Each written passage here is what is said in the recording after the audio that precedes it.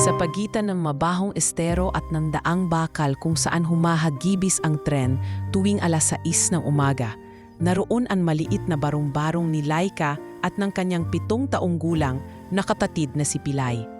Kalawangin ng bubong, tagpi-tagpi ang dingding at sako lang ng bigas ang nagsisilbing kurtina sa kanilang bintana.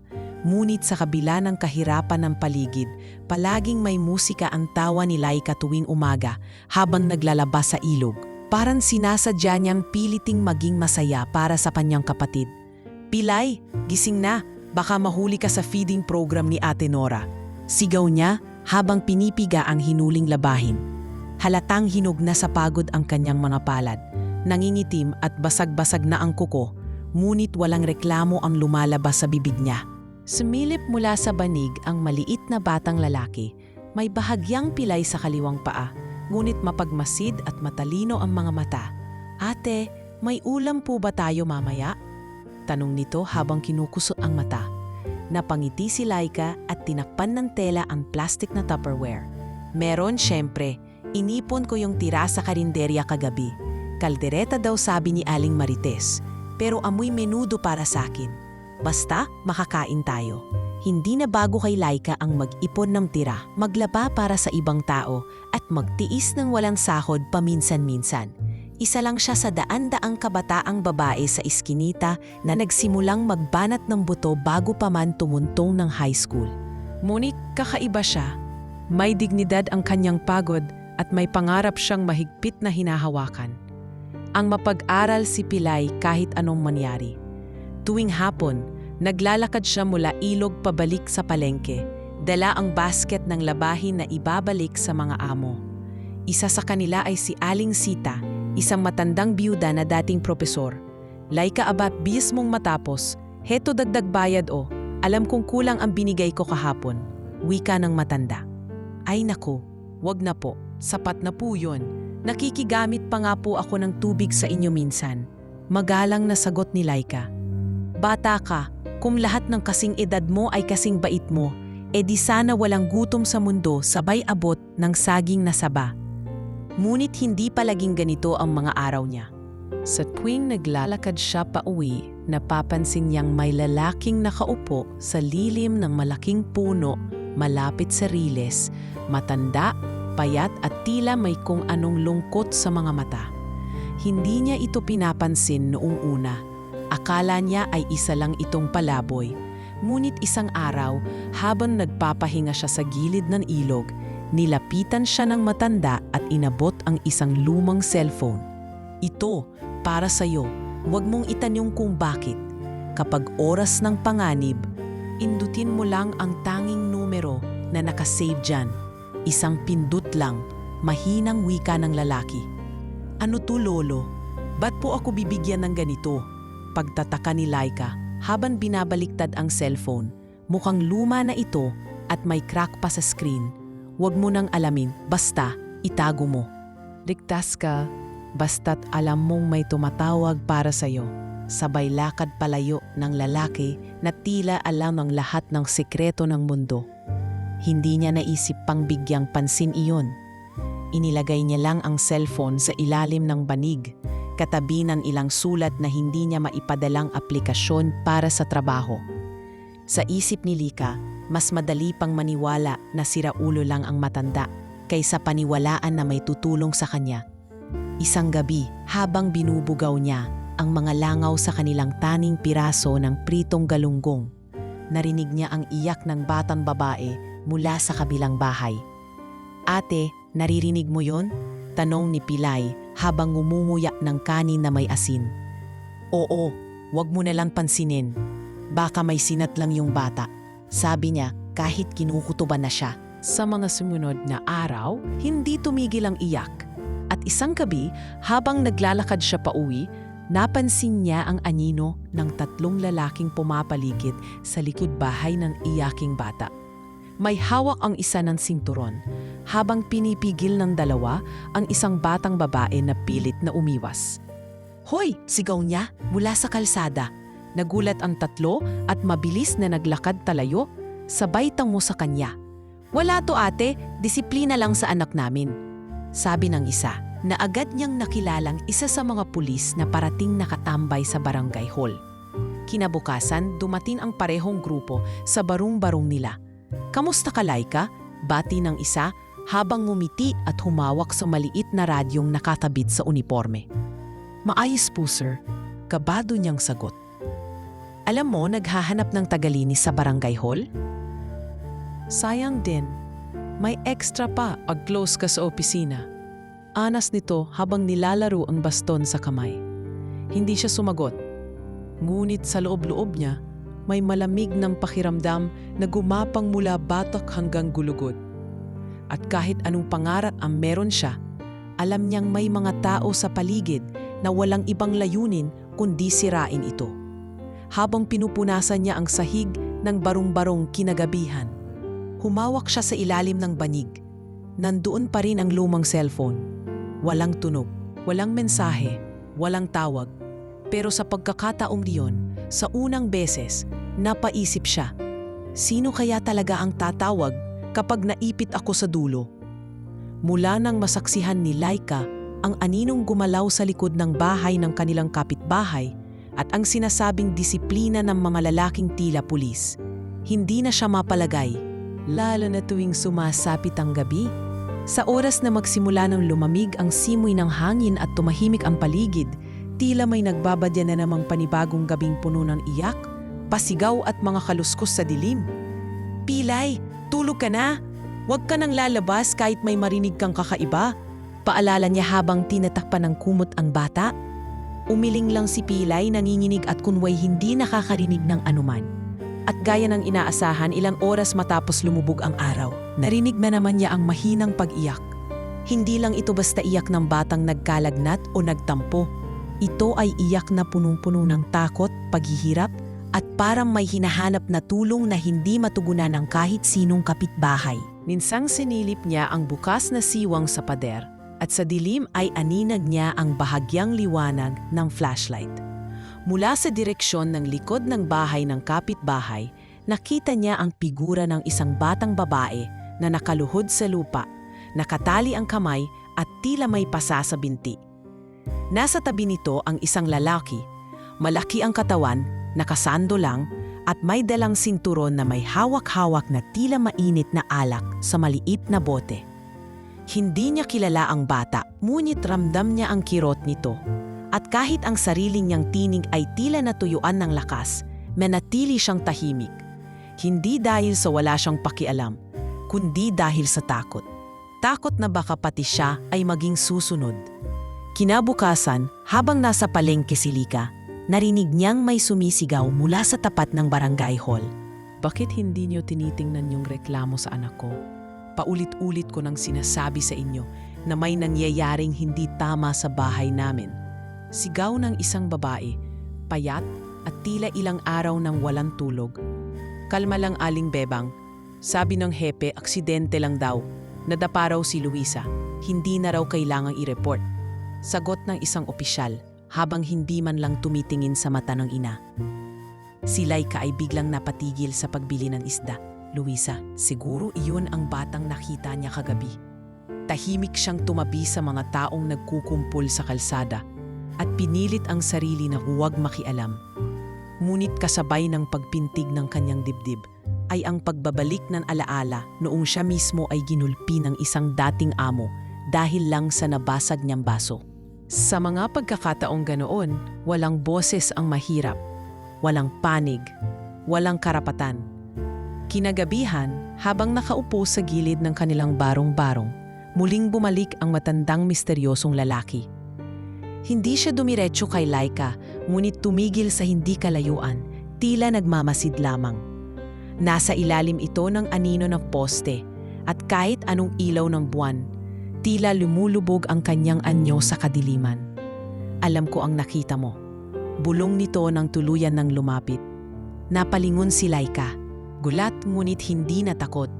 "Hindi ko po alam kung ano yung sinasabi niyo. Huwag kang pipikit. Hindi ka pwedeng pipikit.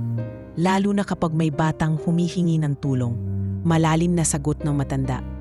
Hindi ko alam kung paano, mahinang sagot ni Laika. Handaan mo yung cellphone, wika ng lalaki bago tuluyang naglakad papalayo at nawala sa dilim.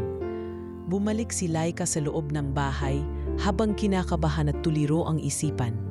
Kinuha niya ang cellphone mula sa ilalim ng banig. Binuksan niya ito at gaya ng dati, isa lang ang contact na nakasave. Isang pindot lang. Walang numero, walang profile picture, walang clue kung sino ang nasa likod nito. Dumaan ang ilang araw na tila walang nangyari. Hindi na naririnig ang iyak ni Luisa. Tila normal na ulit ang paligid. Pero may kakaibang lamig sa kilos ng mga tao na para bang may isang pangyayaring gustong itago ng buong lugar. Hindi na rin napapansin sa barangay si Aling Bebang. Minsang naglalabas si Laika sa ilog, nilapitan siya ni Aling Nora, isang matandang kasamahan sa karinderya. "Iha, ikaw ba yung bagong tagalinis sa barangay hall?" Umiling si Laika. "Inalok po nila ako, pero hindi ko tinanggap." "Magaling, maraming hindi tamang nangyayari ron. Maraming kwento, maraming bata ang nawala, tapos natagpuan na lang sugatan, o kaya buntis. Pero lagi raw aksidente, lagi raw maling akala." Bulong ng matanda habang inaabot ang bayad sa nilabhang kumot. Kinagabihan, habang tinatakpan ni Laika ng kumot si Pilay, muling narinig ang kaluskos sa labas. Ngunit wala nang iyak. Sa halip, may tunog ng tambol, parang may lasing. Mula sa siwang ng kanilang barong-barong, nakita niya ang isang unipormadong lalaki, na lasing, nakatayo sa tapat ng bahay ni na Luisa. Hawak nito ang baril, nilalaro-laro. "Ayos lang yan di ba?" "Disiplina lang yan." Tawa nito habang may kasamang dalawa pang lalaki, parehong pulis din. Dito na naramdaman ni Laika ang tunay na takot. Hindi dahil sa hindi niya kilala ang mga ito, kundi dahil kilalang kilala sila ng buong barangay. At wala ni isa man ang may lakas ng loob na magsalita. Sa mga ganitong lugar, hindi sindikato ang kinatatakutan, kundi ang mga taong may plakard ng batas sa kanilang dibdib. Tahimik siyang umupo sa gilid ng kama, nakatingin sa cellphone. Pilit niyan iniintindi ang sarili kung ano ang dapat gawin. Isa lang naman ang pindot, bulong niya sa sarili. Ngunit sa sandaling iyon, wala pa siyang lakas ng loob. Sa kanyang isipan, ang boses ni Luisa ay patuloy na umaalingaw-ngaw. At sa puso niyang pagod na sa paglalaban, isang paalala lang ang iniwan ng gabi. Kapag gabi, may umiiyak. Pero mas masakit kung alam mo kaya mo sanang tumulong, pero pinili mong manahimik. Walang nagbago sa paligid. Ang tren ay patuloy pa ring humahagibis tuwing 6:00 ng umaga. Ang usok mula sa mga barong-barong ay umaakyat na parang panalangin, at ang kalye ay binabaha pa rin ng sigaw ng mga naglalako ng tinapay, isda at mga gulay. Ngunit sa loob ni Laika, tila may unti-unting pagkapagod na namumuo, hindi lang sa katawan, kundi sa puso at kalooban. Hindi siya sigurado kung saan ito nanggagaling, pero pakiramdam niya ay dahan-dahang may bagay sa paligid na lumalapit para ubusin siya. "Ate, may itlog po ba tayo?" Tanong ni Pilay habang inilalatag ang lumang dyaryo na ginagamit nilang sa pintuing agahan. "Wala muna ngayon, bunso, pero may pandesal tayong pinabaunan ni Ate Nora kahapon. Akin na yung kutsilyo. Hatiin natin para pareho tayong may tig-2." Sagot ni Laika, pilit na ngumiti kahit halatang bitin sa tulog. Habang hawak ang matigas ng pandesal at nilalamas ito sa kape para lumambot, initigan niya ang paligid. Wala na ang matandang misteryosong lalaki sa gilid ng riles nitong mga nagdaang araw. Parang himalang bigla na lang nawala, pero naiwan pa rin sa ilalim ng banig ang cellphone. Tahimik, walang laman, pero parang isang matang laging nagmamasid. Kahit ramdam niya ang tensyon sa barangay, pinilit ni Laika na ipagpatuloy ang kanyang trabaho bilang tagalaba. Sa tuwing lalakad siya mula ilog papuntang palengke, bitbit ang basket ng labahin. Ang bigat nito ay tila hindi lang dahil sa basang mga damit, kundi pati na rin sa mga tanong na hindi niya masagot. "Laika, tuloy ka pa rin pala sa trabaho kahit parang delikado na dito sa lugar natin?" Tanong ni Aling Remy habang nagtatampisaw sa ilog, naghuhugas ng gulay? Opo, kailangan eh. Wala namang ibang aasahan si Pilay kundi ako. Sagot niya habang pinipiga ang palda ni Madam Soledad, isa sa mga mayamang amo sa kabilang barangay. Baka naman gusto mong lumipat ng trabaho? Narinig ko may opening daw sa barangay hall. Mas malaki raw bayad? Cleaner lang din, bulong ng matanda. Napatingin si Laika. Hindi ito ang unang beses na narinig niya ang tungkol sa trabahong iyon. Ilang araw na ring binabangkit ng mga tao na may pangangailangan ng bagong tagalinis sa barangay hall. Pero sa tuwing mababanggit ito, tila may kasunod laging sulyap, bulungan at mga salitang hindi tapos. Nang araw ring iyon, pinuntahan siya ng isa sa mga pulis, si SPO1 Mendoza, habang naghahatid siya ng mga nilabhang damit sa karinderya. "Lika, ikaw ba to?" tanong ng lalaki habang hawak ang plastik ng chicharon at nagpapaypay gamit ang kanyang police report folder. "Opo, sir," sagot ni Lika, bahagyang napaatras. "Alam mo, nakita ka ng hepe kahapon." Nabanggit niya, parang bagay ka raw sa barangay hall. Mas okay sana yon para di ka na palaging nababasa sa ilog. Aircon pa dun, malaki ang sweldo, saka napangiti ito ng may kahulugan. May mga bonus, hindi siya agad nakasagot. Nanginginig ang kamay niya habang pinipilit igalaw ang bibig. "Salamat po sa alok. Pero mas sanay na po ako sa paglalaba." Matipid na sagot niya. Numisi si Mendoza at kumindat. "Sayang, pero andito lang kami kung sakaling magbago isip mo. Baka pagsisihan mo pa kung hindi mo tinanggap." Umalis ito na parang wala lang, ngunit iniwan si Lika na nanlalamig ang batok. Sa pag-uwi niya, sinabihan niya ang sarili na hindi siya magpapadala sa tukso ng malaking sweldo. Mas pinili niyang manatili sa malinis na trabaho, kahit pamaliit ang kita. Kinabukasan, naglalaba ulit sa ilog, napansin niya ang isang itim na van na dahan-dahang dumaan sa kabilang kalsada. Sa loob nito, tila may nakatingin sa kanya. Hindi niya aninag kung sino, pero pakiramdam niya ay sinusundan na naman siya. Parang may mata sa bawat sulok ng paligid. Maging ang mga tindera sa palengke ay tila mas tahimik na kaysa dati. Ang mga kalye ay parang may pakiramdam ng balikat na may pasan. Pagdating niya kabahay, wala si Pilay. Napatakbo siya palabas ng barong-barong at tumingin sa paligid. "Pilay? Pilay? Nasaan ka na naman?" sigaw niya. Maya-maya ay lumitaw si Pilay mula sa likod ng karinderya, may dalang itlog at saging. "Ate, binigyan ako ni Ate Nora." Tuwang-tuwa siya sa poem ko sa feeding program. Natawa na lang si Laika, sabay yakap sa kapatid. Ngunit sa kabila ng ngiting iyon, hindi mawaglit sa kanyang isip ang imahe ng itim na van, ang mga alok ng mga pulis, at ang unti-unting pagkubkob ng anino sa kanilang tahimik na buhay. Kinagabihan, habang nakahiga si Lika, tinitigan niya ang kisame ng barong-barong nilang puno ng butas. Bawat tulo ng tubig ulan mula sa bubong ay tila kasabay ng patak ng pangamba sa kanyang dibdib. Humawak siya sa cellphone at pinindot ang power button. Buhay pa rin ito. Tila walang baterya, pero hindi rin namamatay. Wala pa ring mensahe, wala pa ring tawag. Pero sa gabing iyon, sa kauna-unahang pagkakataon, itinabi niya ito sa ilalim ng unan. Mas malapit kaysa dati, sa kanyang loob. Alam niyang hindi lang siya basta tagalaba. Hindi lang siya kapatid ni Pilay. Isa siyang babae na nakatapak sa isang mundong may panggigipit sa bawat sulok. At ang pagpili niyang manatili sa malinis na hanap buhay sa kabila ng tukso, takot at pananakot ay isa ng anyo ng tahimik na paglaban. Sa dilim ng kanilang barong-barong, habang humihilik na si Pilay sa tabi niya, pinikit ni Laika ang mga mata at sa unang pagkakataon, bumulong siya sa sarili. "Hindi ako papayag na habang buhay akong pipikit kapag may mali."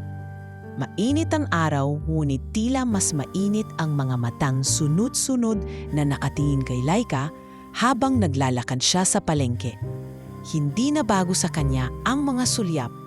Dati na siyang pinagtitinginan ng mga tambay sa kanto. ng mga driver sa terminal at kahit ng mga kapwa niya tagalaba. Ngunit sa linggong ito, may kung anong kakaiba. Hindi ito bastang tingin ng paghanga o intriga. Para bang may usapan na siyang hindi alam. Laika, halika nga sandali. Tawag ni Mang Celso, isa sa mga tanod sa barangay, habang nakaabang sa gilid ng tindahan ng bigas. Nilapitan niya ito ng may kaba. Opo, Mang Celso. May gustong kumausap sa'yo sa loob ng barangay hall. Huwag kang matakot ha, may magandang alok lang. Ngumiti ito na parang pilit. Nagdadalawang isip si Laika, pero napilitan siyang sumama. Hindi niya gusto ang pakiramdam, pero wala rin siyang sapat na dahilan para tumanggi. Marami rin naman siyang kilalang nagtrabaho sa barangay hall bilang tagalinis o taga-file ng dokumento. Pagpasok niya sa main office, bumungad sa kanya si SPO1 Mendoza, si SPO2 Regalado, at isang lalaking mas bata sa kanila na si PO1 Yambao. Ang tatling pulis na dati pa niyang kinatatakutan, ngayon ay tila mas palakaibigan at maaliwalas ang mga mukha. Nakasibilyan pa ang isa, nakaupong nakadekwatro at umiinom ng malamig na soft drink. Bati ni Mendoza, Laika, di ba? Ang ganda-ganda mo palang bata ka, sayang at sa ilog ka lang naglalaba. Napayukoy si Laika, magandang araw po. May offer kami sa'yo. Taga rito ka, kilalaan namin, mabait, masipag. Sakto, naghahanap kami ng confidential assistant dito. Yung taga-ayos lang ng mga dokumento, copy-copy, minsan may mga ipatype. Maraming perks, sabay kindat ni Regalado habang nagbubukas ng sobre. Inilapag nito sa mesa ang sobre at tinulak papunta kay Laika. Nang sumilip siya, may lamang mga 3,000 piso, sariwa, bago at malinaw na hindi mula sa karaniwang payroll. Nakakahiya po. Hindi po ako marunong mag-type masyado. Mahinang tanggi niya. Hindi mo kailangang maging sekretarya, iha. Sabat ni Yambao habang hinahagod ang balbas. Kailangan lang ng taong mapagkakatiwalaan. May mga papel, minsan mga meeting, minsan kasama ka sa biyahe, kung kailangan. Hindi alam ni Lika kung saan niya huhugutin ang lakas para tumanggi. Pilit niyang iniisip ang mukha ni Pilay, ang pangarap niyang makapag-aral ito, ang gutom na minsang hindi niya masagot at ang hiniram niyang bigas na hanggang ngayon ay hindi pa rin niya nababayaran. Magkano po ang sweldo? Tanong niya sa wakas, hindi dahil interesado, kundi para lang huwag mapansin ang nanginginig niyang kamay. Sa simula, 3,000 kada linggo. Pero kung maayos kang kausap, baka umabot ng 7. Huwag ka lang maarte, ha? Sagot ni Mendoza sabay tawa. Tumango siya kahit labag sa loob. Pag-iisipan ko po, pwede po bang bukas ko na lang sagutin? Nagkatinginan ang tatlo. Sige, pero huwag ka nang magtagal. May ibang gusto ring kunin ang pwesto mo eh. Gusto lang talaga namin ikaw. Mapagkakatiwalaan. At saka, sabay lapit ni Mendoza halos bumulong. Ikaw ang tipo ng assistant na hindi nagtatanong ng kung ano-ano. Pag-uwi niya, parang tinamaan ng init ang katawan niya.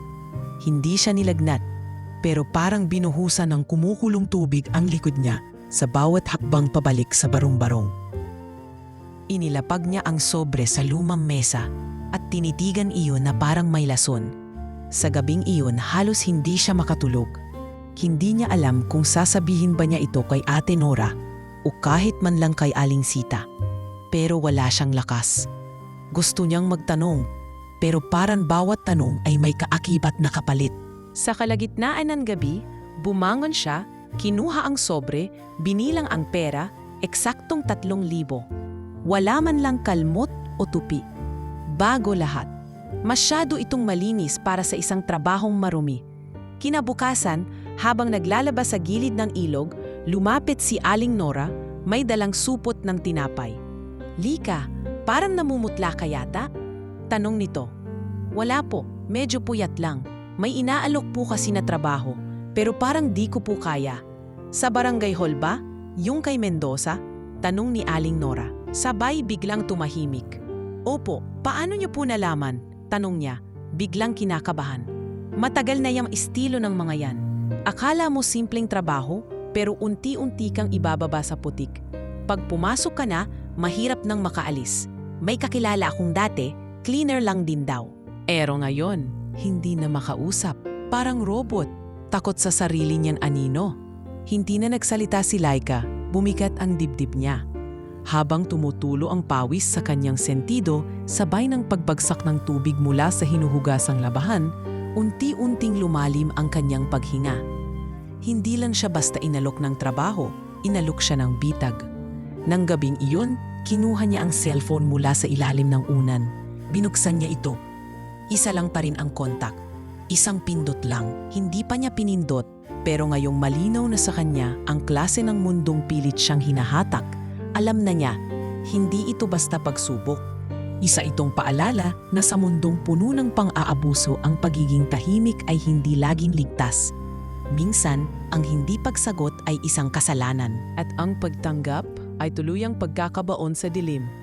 Mula pa sa pagdilat ng kanyang mata noong umaga, may mabigat na pakiramdam na agad sumalubong kay Lika. Parang may nakadagan sa dibdib niya. Hindi ito init ng panahon o sakit sa katawan, kundi pesensyang hindi niya maipaliwanag. Parang may aninong sumusunod, palaging nakatanaw sa bawat galaw niya. Inisip niyang baka paranoia lang ito, epekto ng sunod-sunod na pangyayari.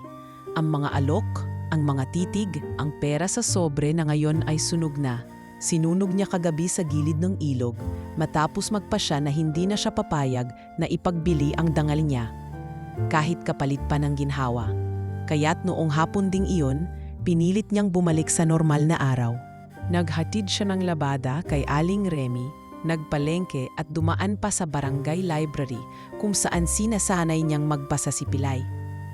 "Balik na ako maya-maya, ha? Maghintay ka lang dyan. Huwag ka lalabas hanggat di ako bumabalik," bilin niya sa kapatid. "Opo ate," sagot ni Pilay, sabay upo sa gilid ng bintana. Hawak ang librong pambata.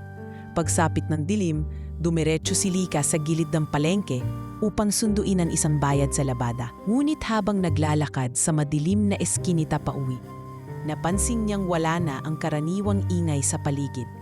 Tahimik, walang ingay mula sa mga inuman, walang sigaw ng mga bata. Tanging langit-ngit ng yapak niya sa simento at ang huni ng mga kuliglig ang naririnig. "Lika," napahinto siya. Mula sa likuran niya, may isang lalaking nakasuot ng itim na jacket ang biglang lumapit at hinawakan siya sa braso. "Sir, ano po?" Gulat niyang tanong, ngunit bago pa siya makapalag ay lumapit na ang dalawa pang lalaki. Pawang pamilyar ang mga muka. Si SPO1 Mendoza, si PO1 Yambao at isang lalaki na tila hindi niya kilala. Nakasombrero, nakaitim pero may baril sa tagiliran. "Sumama ka muna sa amin, sandali lang," wika ni Mendoza na may ngiti sa labi ngunit malamig ang mga mata. "Ayoko po, may sundo po akong bata, si Pilay, nasa library po siya. Hintayin ko lang."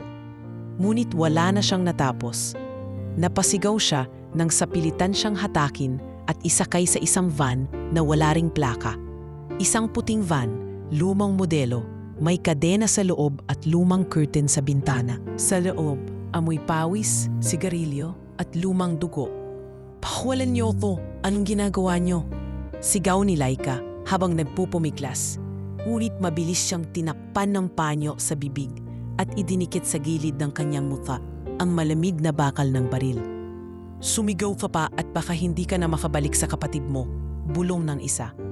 Wala nang nagawa si Laika kundi mapaiyak sa tahimik. Tahimik na luha, tahimik na sigaw. Habang ang mundo ay parang biglang naging kulungan ng galit, sakit at takot. Dinala siya sa isang abandonadong outpost sa labas ng barangay. Isang lumang istasyon na hindi na ginagamit ng barangay pulis, sa tabi ng sagingan at damuhan. Doon siya halos ibinalibag sa sahig. Sa gitna ng mga sirang mesa, lumang lubid at mga kinakalawang na posas na nakakabit pa sa dingding. "Hindi ka na makakatanggi ngayon, Laika. Masyado ka nang mapagmataas para sa isang katulad mo," wika ni Yambao habang lumalapit. "Ayusin natin to. Hindi ka namin sasaktan kung makikisama ka lang. Makisama ka para sa kapatid mo," dagdag ni Mendoza habang binubuksan ang sinturon. "Huwag niyo akong galawin. Maawa kayo sa akin." Halos hindi na maintindihan ang tinig ni Laika sa paghikpi. Ngunit sa mga sandaling iyon, Wala nang awa ang laman ng mga mata ng mga lalaki. Isa-isa silang lumapit. Hindi niya alam kung anong bahagi ng katawan niya ang unang nawala sa pakiramdam. Ang isip niya ay kumalas na sa katawan. Tila lumilipad at pilit na naghahanap ng daan palabas sa kababuyang gumagapo sa kanya. Habang nakalubmok siya sa sahig, duguan, halos hindi na makagalaw, biglang sumagi sa kanyang alaala ang matanda sa ilalim ng puno, ang misteryosong lalaki na minsan ay nagsabing, "Itago mo ito, isang pindot lang." Dahan-dahan niyang kinapa ang gilid ng kanyang damit. Nakasilid sa loob ng garter ng kanyang palda ang lumang cellphone. Pilit niyang iniangat ang kamay, nanginginig, halos hindi makuha ang lakas para pindutin ang power button. Nang lumiwanag ang screen, ang nag-iisang kontak ay muling lumitaw. Isang pindot lang. Sa pagitan ng luha, pawis, dugo at takot, pinindot niya ito. Isang beses, walang tunog, walang indikasyon kung may tumawag o tinawagan. Walang signal, walang kahit ano. Pero makalipas ang 3 minuto, sa labas ng abandonadong outpost, may mga ilaw ng sasakyan na dahan-dahang lumapit. Isang convoy ng 3 itim na SUV, walang plaka, may heavily tinted na bintana. Hindi ito tulad ng pulisya, hindi ito tulad ng barangay rescue. Sa loob ng silid, naramdaman ng mga pulis ang pagyanig ng lupa sa bigat ng pagpreno ng mga sasakyan. Isa sa kanila ang sumilip sa bintana at biglang napaatras. Nanlaki ang mata. "Put! May dumating!" Sigaw ni Yambao. "Sinong tatawag sa ating dito? Wala namang nakakaalam na andito tayo." Taranta ni Mendoza habang hinuhugot ang baril. Ngunit bago pa man sila makatakbo, bumukas ang pinto ng outpost. Isang lalaking matikas, may edad, nakaitim na Amerikana ang pumasok. Tahimik ang paligid. Wala siyang sinabi. Pero ang presensya niya ay sapat para mapaatras ang 3 pulis. Lumapit ito kay Laika. Tinakpan ng coat ang katawan niyang halos hubot-hubad. Tumayo ito sa gitna ng 3 at binitiwan ng malamig na tanong. "Sinong may lakas ng loob na galawin ang taong aking?" Sa isang iglap, tila nawala ang yabang sa mukha ng mga tulisan. Namutla ang mga ito. Nanginginig. Tila may kinilala sa boses, sa postura, sa titig ng lalaking dumating. At sa mismong oras na yon, nalaman nilang ang bangungot ng gabi ay hindi pa tapos. Pero hindi para kay Laika. Para ito sa kanila. Sa madilim na sulok ng abandonadong outpost, habang pinipilit pa ni Laika na igalaw ang katawan niyang halos hindi na makabangon. Ramdam niya ang biglang pagbaba ng temperatura sa paligid. Ang presensya ng lalaking dumating ay parang lintik na bumagsak sa gitna ng gabi. Walang kulog, walang paunang babala, ngunit sapat para panginig ang bawat kaluluwang may kasalanan sa silid na iyon. "Sinong may lakas ng loob na galawin ang taong akin?" Ulit ng lalaking may matigas na tinig, ngunit banayad ang tono. Tumigil sa paggalaw ang 3 pulis. Parang nawalan ng boses si SPO1 Mendoza. Si PO1 Yambao ay napaatras habang pilit na isinasarado ang kanyang pantalon. Si Regalado naman ay tila natutuyuan ng laway. Hindi makapagsalita habang bahagyang natatakpan ng upuan ang baril na kanina lang ay ginamit sa pananakot. "Don Ricardo, Don Ricardo Samaniego," usal ni Mendoza, tila hindi makapaniwala. "Kilala niyo ako." Mabuti ang tinig ng matanda. Ang kanyang itim na Amerikana ay basang-basa na sa ulan at ang puting buhok niya ay nakasabit sa kanyang noo. Ngunit ang mga mata niya, matalim, mapanuri at galit na galit, ay hindi kailanman kinurap. Agad pumasok ang 2 lalaking nakaitim mula sa labas. Hindi sila pulis, hindi sila militar, pero ang kanilang kilos ay disiplinado, tiyak, at hindi nag-aatubili. Isa sa kanila ang lumapit kay Laika at marahang tinakpan siya ng makapal na kumot. Sabay ibinuhos ang mineral water sa isang puting panyo at pinunasan ang dugo sa kanyang noo. "Ate," si Ate Ang, halos hindi na matapos ni Laika ang nais niyang sabihin. "Shh, anak, ako na ang bahala. Hindi mo na kailangang magsalita," sagot ni Don Ricardo, habang marahang itinataas ang ulo niya. "Anak," tanong ni Yambao, halos hindi makagalaw sa kinatatayuan. Hindi yan totoo. Wala sa record yan. Usal ni Regalado habang pilit na kumukuha ng baril mula sa kanyang baywang. Ngunit bago pa niya ito maitaas, isang mabilis na disarma mula sa isa sa mga escort ni Don Ricardo ang pumutol sa kanyang galaw. Sa isang iglap, nahulog ang baril at si Regalado ay nakaluhod na, hawak sa batok, umuungol sa sakit. Matagal ko na kayong minamanmanan, hindi nyo lang alam, pero bawat kilos nyo sa barangay ay may mata.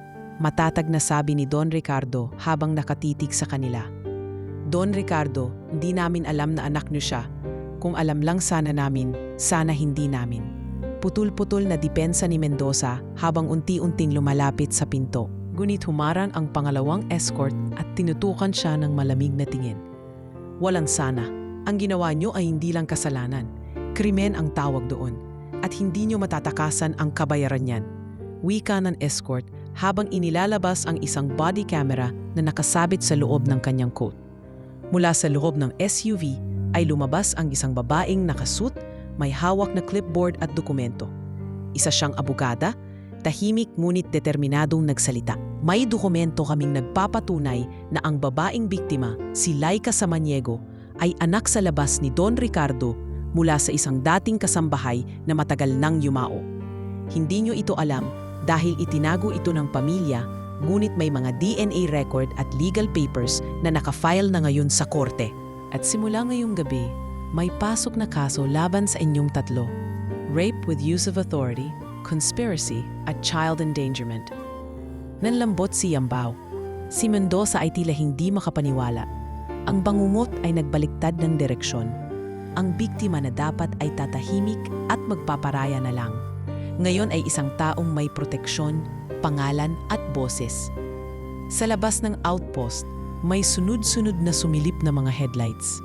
Dumating ang ilang van ng private security at isang patrol car ng mga bagong pulis na ipinalit ng lalawigan. Tila inihanda na ang operasyon bago pa mangyari ang lahat. Itinayo ng mga escort si Laika mula sa sahig, marahang inalalayan at isinakay sa SUV ni Don Ricardo. Si Don Ricardo ay nanatili sa loob ng outpost ng ilang minuto pa, habang kinakaharap ang mga dating uniformado na ngayoy mukhang kriminal sa harap ng batas. May anak din ako na babae, mahinang bulong ni Don Ricardo habang nakatingin kay Mendoza. At kung sa kanya to nangyari, baka hindi na lang ako nagdala ng abogado, baka hindi na kayo umabot sa kulungan. Lumabas siya ng dahan-dahan, tinapik ang balikat ng abogada, sabay sabing, siguraduhin hindi sila makakatakas. Gamitin mo ang lahat ng resources na meron tayo. Pagka-uwi sa isang safe house sa labas ng syudad, agad na inasikaso ng mga doktor at nurse si Laika. Pinagpahinga siya sa isang malinis na silid, may aircon, malambot na kama, at walang amoy na kaduda-duda. Sa unang pagkakataon, sa mahabang panahon, wala siyang narinig na sigawan, iyak, o yabag ng mga lasing sa kalsada. Pumasok si Don Ricardo at umupo sa tabi ng kanyang kama. Pasensya ka na kung ngayon lang ako dumating. Mahina niyang sabi habang tinatapik ang kamay ng anak. Tinitigan siya ni Laika. Hindi niya alam kung anong emosyon ang dapat niyang maramdaman. Galit, lungkot o pag-asa. Ngunit isang bagay lang ang malinaw. May isang tawag siyang ginawa at hindi siya pinabayaan. Bakit? Bakit mo ako tinulungan? Mahinang tanong niya. Tinanong mo pa? Anak kita, Laika. At walang sino man ang may karapatang saktan ang anak ko. Doon lang tuluyang bumagsak ang luha ni Laika. Hindi dahil sa sakit ng katawan, kundi dahil sa isang bagay na noon pa niyang hinahanap. Hindi hustisya lang kundi pagtalina. Sa unang pagkakataon, hindi siya mag-isa. Sa gitna ng bangungot, isang tawag lang palang kailangang pindutin. At doon nagsimula ang pagbabago. Sa unang pagkakataon, matapos ang gabi ng bangungot, nagising si Laika sa isang malamig ngunit tahimik na silid. Hindi ito barong-barong. Hindi rin ito ospital. Maaliwalas ang kisame. May kurtinang puti sa gilid na banayad na gumagalaw sa ihip ng hangin. At ang mga pader ay may natasabit na mga painting ng kabundukan at ilog. Mula sa kanyang kama, amoy niya ang bagong linis na sapin, at ang mahina ngunit preskong samyo ng eucalyptus na tila nagbibigay ginhawa sa bawat paghinga niya. Napadilat siya ng tuluyan at pinilit igalaw ang kanyang katawan. Masakit pa rin ang balakang at mga braso niya, ngunit hindi na tulad ng dati. May benda sa kanyang kanang braso at may sugat pa sa gilid ng kanyang labi. Nandoon pa rin ang mga bakas ng kahapon, ngunit ngayong araw ay may kakaibang katahimikan na tilang hindi niya kilala. Sa tabi ng kama ay may lalaking nakaupo sa isang puting armchair. Suot nito ang isang simpleng polo barong, may puting buhok, at isang pares ng salamin na nakapatong sa bridge ng kanyang ilong. Tahimik lang itong nakatanaw sa kanya, ngunit may titig na Ricardo Samaniego, anito habang inabot ang baso ng tubig sa mesa. Marahil hindi pa malinaw ang lahat, kaya ako na mismo ang magsasabi. Hindi pa rin nagsalita si Lika. Inabot lang niya ang baso at dahan-dahang uminom. Anak kita, Lika. Doon siya napatigil. Ang tubig ay biglang tila naging asin sa kanyang lalamunan. Napatingin siya sa lalaki, nakakunot ang noo, at halos hindi makapaniwala sa narinig. Anong sabi niyo? Mahina niyang tanong, nanginginig ang tinig. Anak kita sa isang babaeng minahal ko noon, si Rosalinda. Sagot ni Don Ricardo. Ngayon ay bumaba na ang boses at parang kinakain ng konsensya ang bawat salita. Si nanay, tanong ni Lika, halos hindi makahinga. Tumango ang matanda. Oo, si Rosalinda ang naging kasambahay namin, maraming taon na ang nakalipas. Mahal ko siya, higit pa sa kaya kong aminin noon. Pero mahirap, Laika. May pamilya ako, may pangalan akong kailangang pangalagaan. Mahina ako noon. Hindi ko siya ipinaglaban. Hanggang isang araw, nawala siya nang hindi man lang nagpaalam. Pinilit ng pamilya kong ipaalis siya. Kalaunan ay nalaman ko na lang na buntis pala siya. Sa'yo. Napapikit si Laika. Pinipigil ang pagbagsak ng luha sa kanyang mga mata. Napakaraming taon siyang nabuhay na akala niya ay walang halaga. Akala niya ay produkto lamang ng pagkakabitaw sa buhay. Ngunit ngayon, sa harap niya ay isang taong matagal na palang nanonood mula sa dilim. Isang taong mas matagal na niyang inaasam kaysa sa kanyang sariling pagkakaalam. Bakit ngayon lang? Bakit hindi mo kami hinanap noon pa? Naghirap kami ni Pilay. Walang-wala kami. Pinagtawanan, pinagsamantalahan, tinuring na basura ng mundo. Halos sigaw ni Laika habang pumapatak na ang luha. Hinayaan lang siya ni Don Ricardo na magsalita. Habang nakayuko at pilit nilulunok ang bigat ng katotohanang ilang taon nang namumuo sa pagitan nila. Hinahanap ko kayo noon, Laika. Nagpadala ako ng tao sa mga bayan sa timog. Pero hindi ko kayo natagpuan. Nang mabalitaan kong patay na ang ina mo, halos mabaliw ako. At nang malaman kong may anak siyang babae na ulila, hindi ko alam kung papaano kita lalapitan. Ayokong bigla ka na lang kunin. Ayokong masakpan ka sa katotohanang matagal akong nawala. Kaya mo ako binigyan ng cellphone. Bulalas ni Laika, biglang naalala ang matanda sa ilalim ng puno. Tumamo si Don Ricardo. Oo, ako ang nag-utos sa kanya. Isa siya sa mga tauhan ko. Matagal na kitang pinapanood, pero hindi ko magawang lumapit dahil alam kong hindi pa panahon. Hanggang sa mangyari ang trahedya. Doon na ako hindi nakatiis. Tahimik si Laika. Tahimik din si Don Ricardo. Ang mga salita ay tila wala ng saysay kapag ang mga mata ay kapwa pagod na. Ngunit sa pagitan ng katahimikan iyon ay isang katotohanan. Hindi na siya nag-iisa. Matapos ang ilang araw ng pahinga, inilipat si Laika sa isang ligtas na bahay sa isang exclusive subdivision. Doon siya pinatira ni Don Ricardo kasama si Pilay na agad ding kinuha mula sa library kinagabihan ng insidente. Ligtas ang lugar, may sariling bantay at malayo sa mundo ng korupsyon at karahasan na dati niyang kinabibilangan. Ang laki naman ng bahay na to, ate, sigaw ni Pilay habang tumatakbo sa loob ng salas. May hagdan, may banyo sa loob ng kwarto, may TV na parang sinehan. Napangiti si Laika sa gitna ng sakit. Akin lang yan ha, akin lang yang TV. Biro niya kahit halatang hindi pa rin sanay sa bagong paligid. Kinausap siya ni Don Ricardo kinagabihan habang sila ay nasa hardin. Ayokong pilitin kang tanggapin ako bilang ama, pero gusto kong malaman mong hindi kita pababayaan simula ngayon. Lahat ng kayan ibigay ng pangalan ko para sa kaligtasan mo, ibibigay ko. Hindi pera ang kailangan ko, sagot ni Laika. Katarungan ang hanap ko. Tumango si Don Ricardo.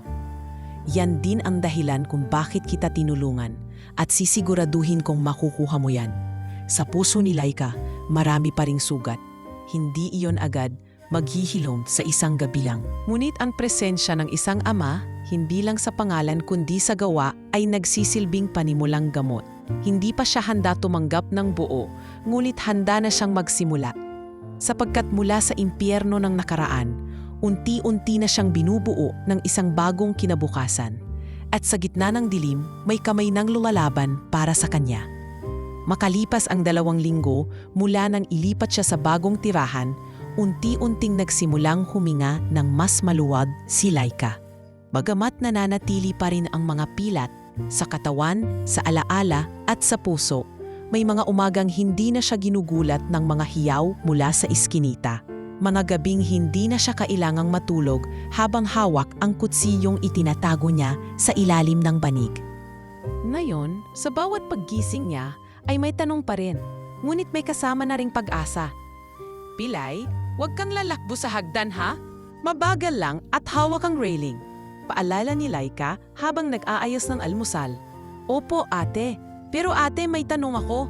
Tanong ng batang may hawak pang toothbrush. Bakit po ang lambot ng kama dito? Parang ulap? Napangiti si Laika.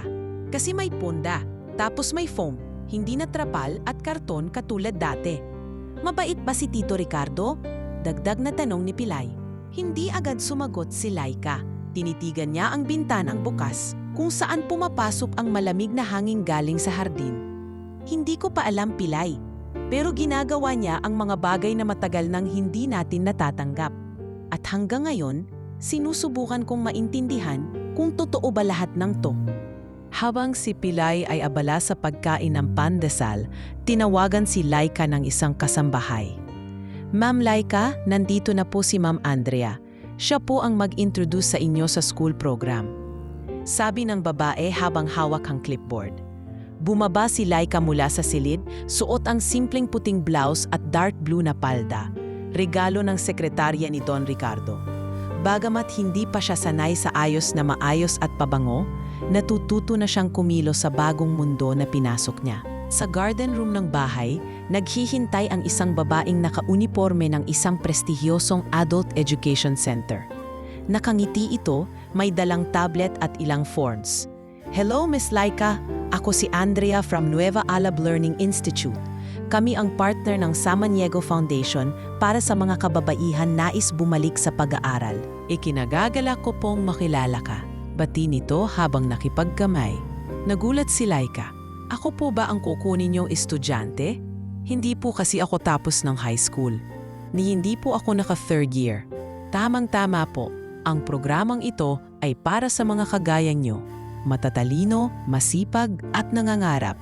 At may scholarship na kalakip. Provided na rin po ang modules, allowance, pati hygiene kits. Napangiti si Laika ng bahagya.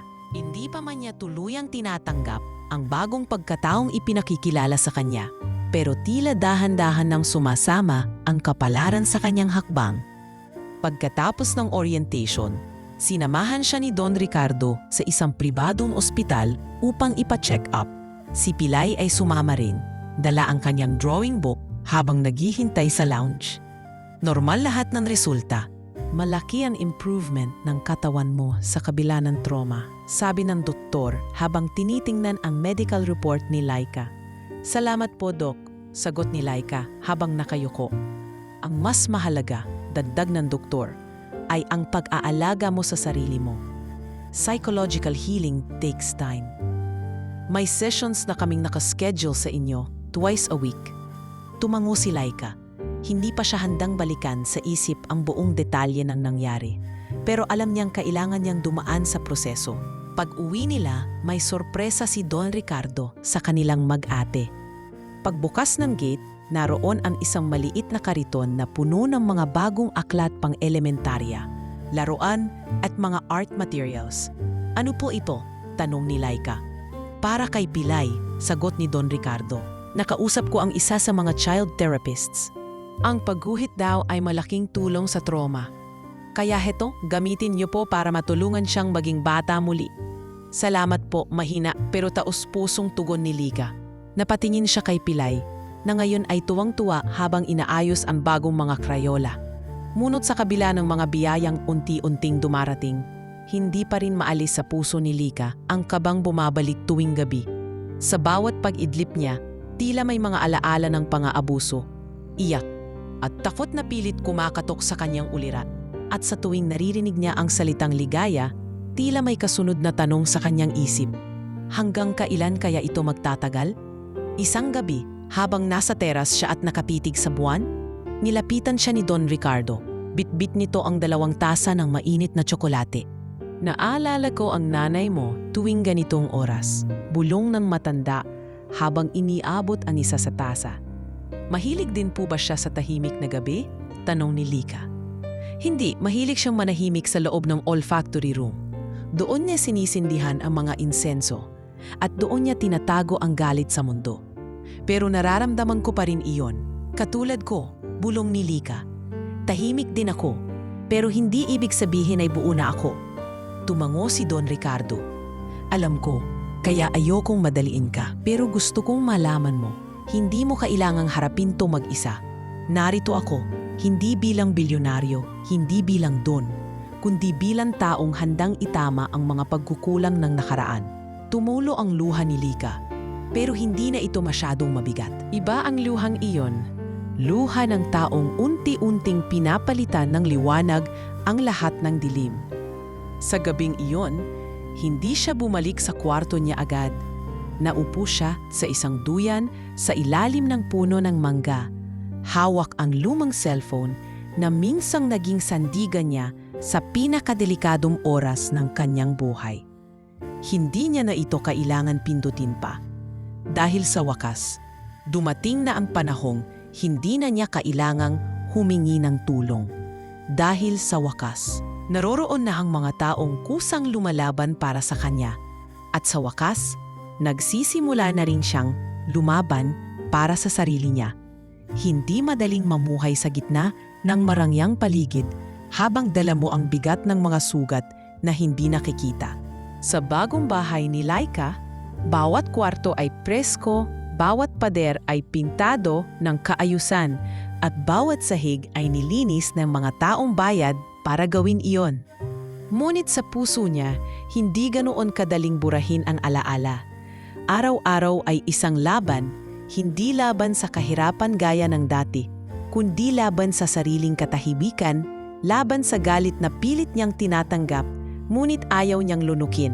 Hindi rin naging madali ang pag-angkop sa bagong buhay, lalo na't may mga hindi inaasahang tensyon na unti-unting lumilitaw mula sa mga taong nasa paligid niya mismo. "Laika, si Ma'am Clarice po.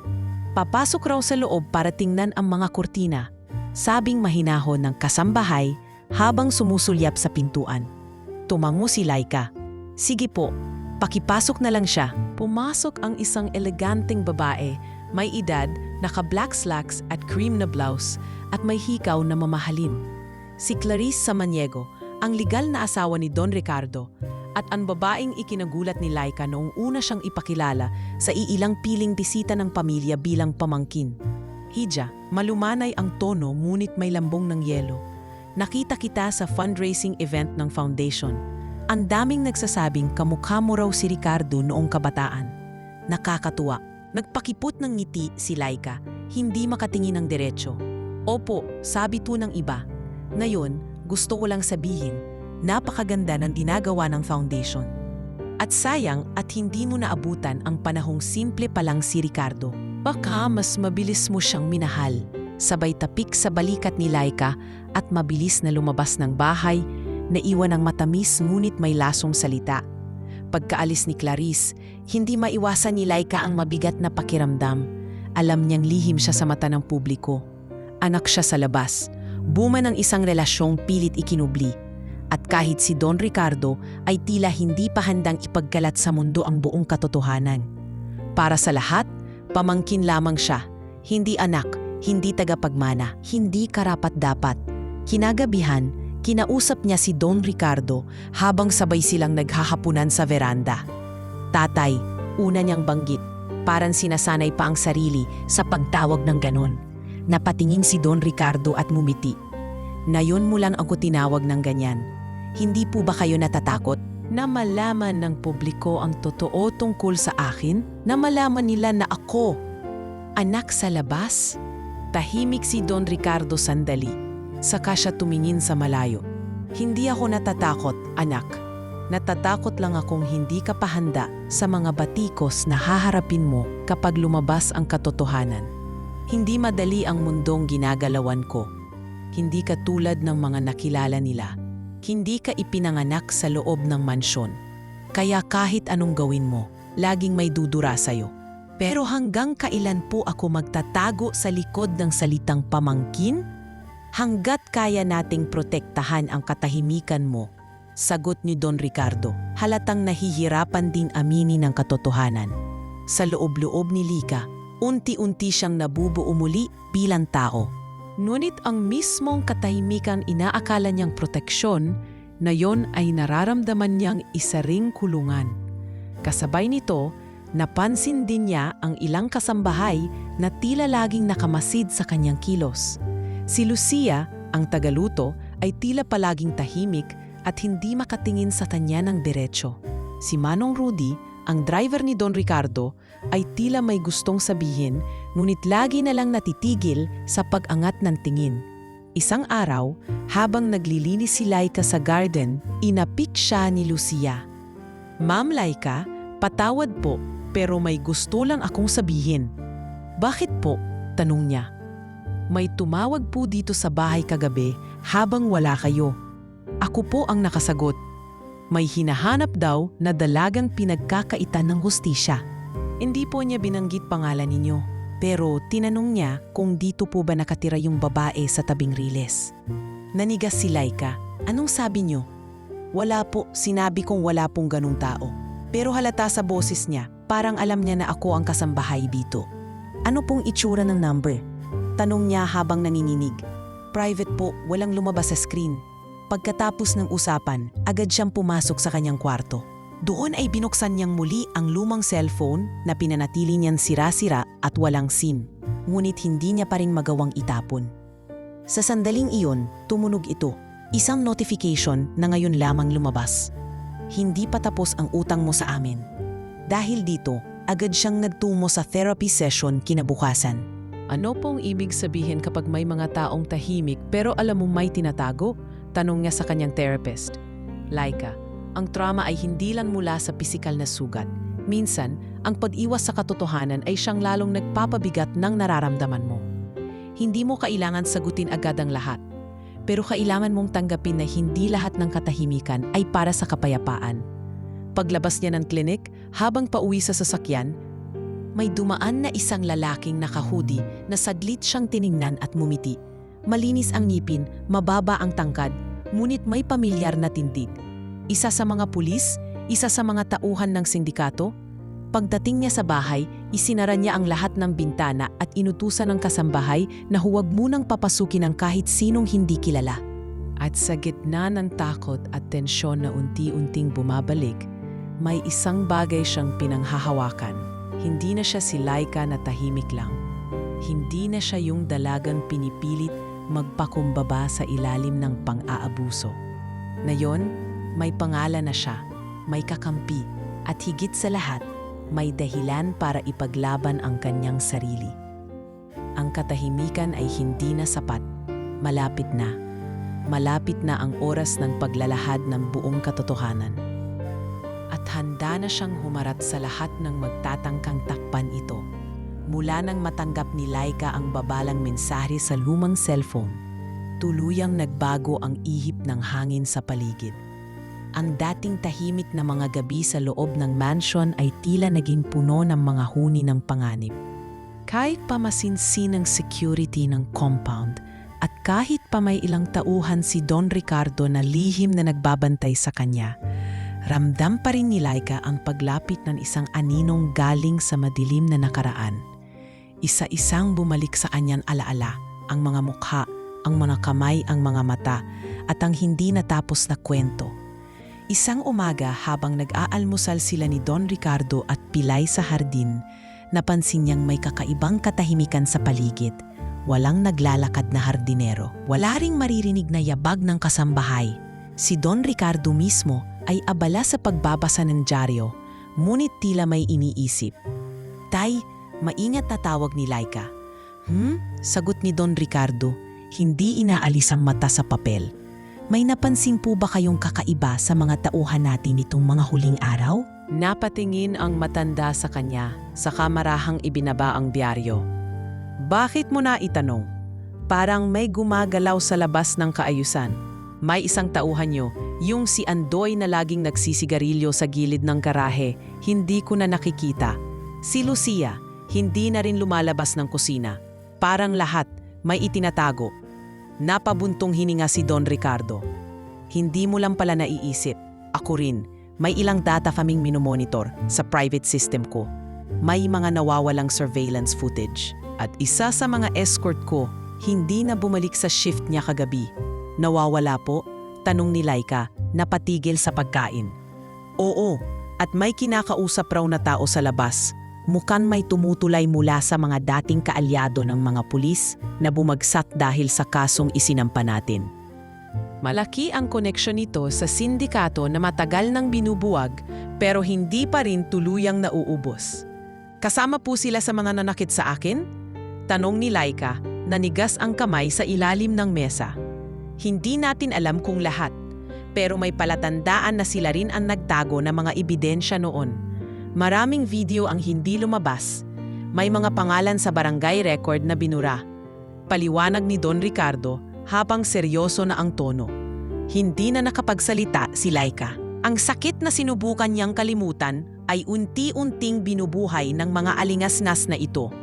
Kinaumagahan, habang binubuklat ni Laika ang mga module niya para sa adult education program, may dumating na registered mail. Isang brown envelope, walang return address, at naka-address sa kanya gamit ang pangalang Rosalinda Jr. Pinagpawisan siya. Hindi niya ginagamit ang pangalang iyon kailanman. Tanging ang kanyang ina lamang ang nagsabing pinangalanan siya base sa kanya. Binuksan niya ang sobre. Sa loob nito ay isang CD at isang papel na may nakasulat na, "Isipin mong tuluyan nang mawala ang kinabukasan mo kung bubuksan mo pa ang mga sugat. Hindi lahat ng sugat kailangang ipakita." Napaupo si Laika, nanginginig ang kamay. Pinag-isipan niya kung ipapakita ba ito kay Don Ricardo. Ngunit pinili niyang wag muna. Gusto niyang malaman kung hanggang saan ang tapang na kaya niyang ilabas nang siya lang mag-isa. Kinagabihan, habang tahimik ang buong bahay at tulog na si Pilay, isinaksak niya ang CD sa laptop. Sa unang minuto, wala. Maitim na screen. Ngunit ilang segundo pa, lumitaw ang isang low-resolution na video. Siya, sa loob ng abandonadong outpost. Nakapiring, nanginginig, habang naririnig ang mga tawanan ng mga pulis. Hindi niya napanood hanggang dulo. Pinatay niya ang laptop. Hinugot ang CD. Ipinunit ang papel at sinilid ang CD sa lumang kahon na nakatago sa ilalim ng kama. Hindi dahil takot siya, kundi dahil alam niyang kailangan niyang huminga bago muling harapin ang halimaw. Kinabukasan, dumiretso siya sa kanyang therapist. "Gusto ko pong magsampa ng kaso. Gusto ko pong bumalik sa araw na yon. Gusto kong harapin silang lahat." "Laika, ang pagharap sa trauma ay hindi paligsahan," mahinahong sagot ng therapist. "Pero kung handa ka na, ako mismo ang tutulong sa'yo sa proseso."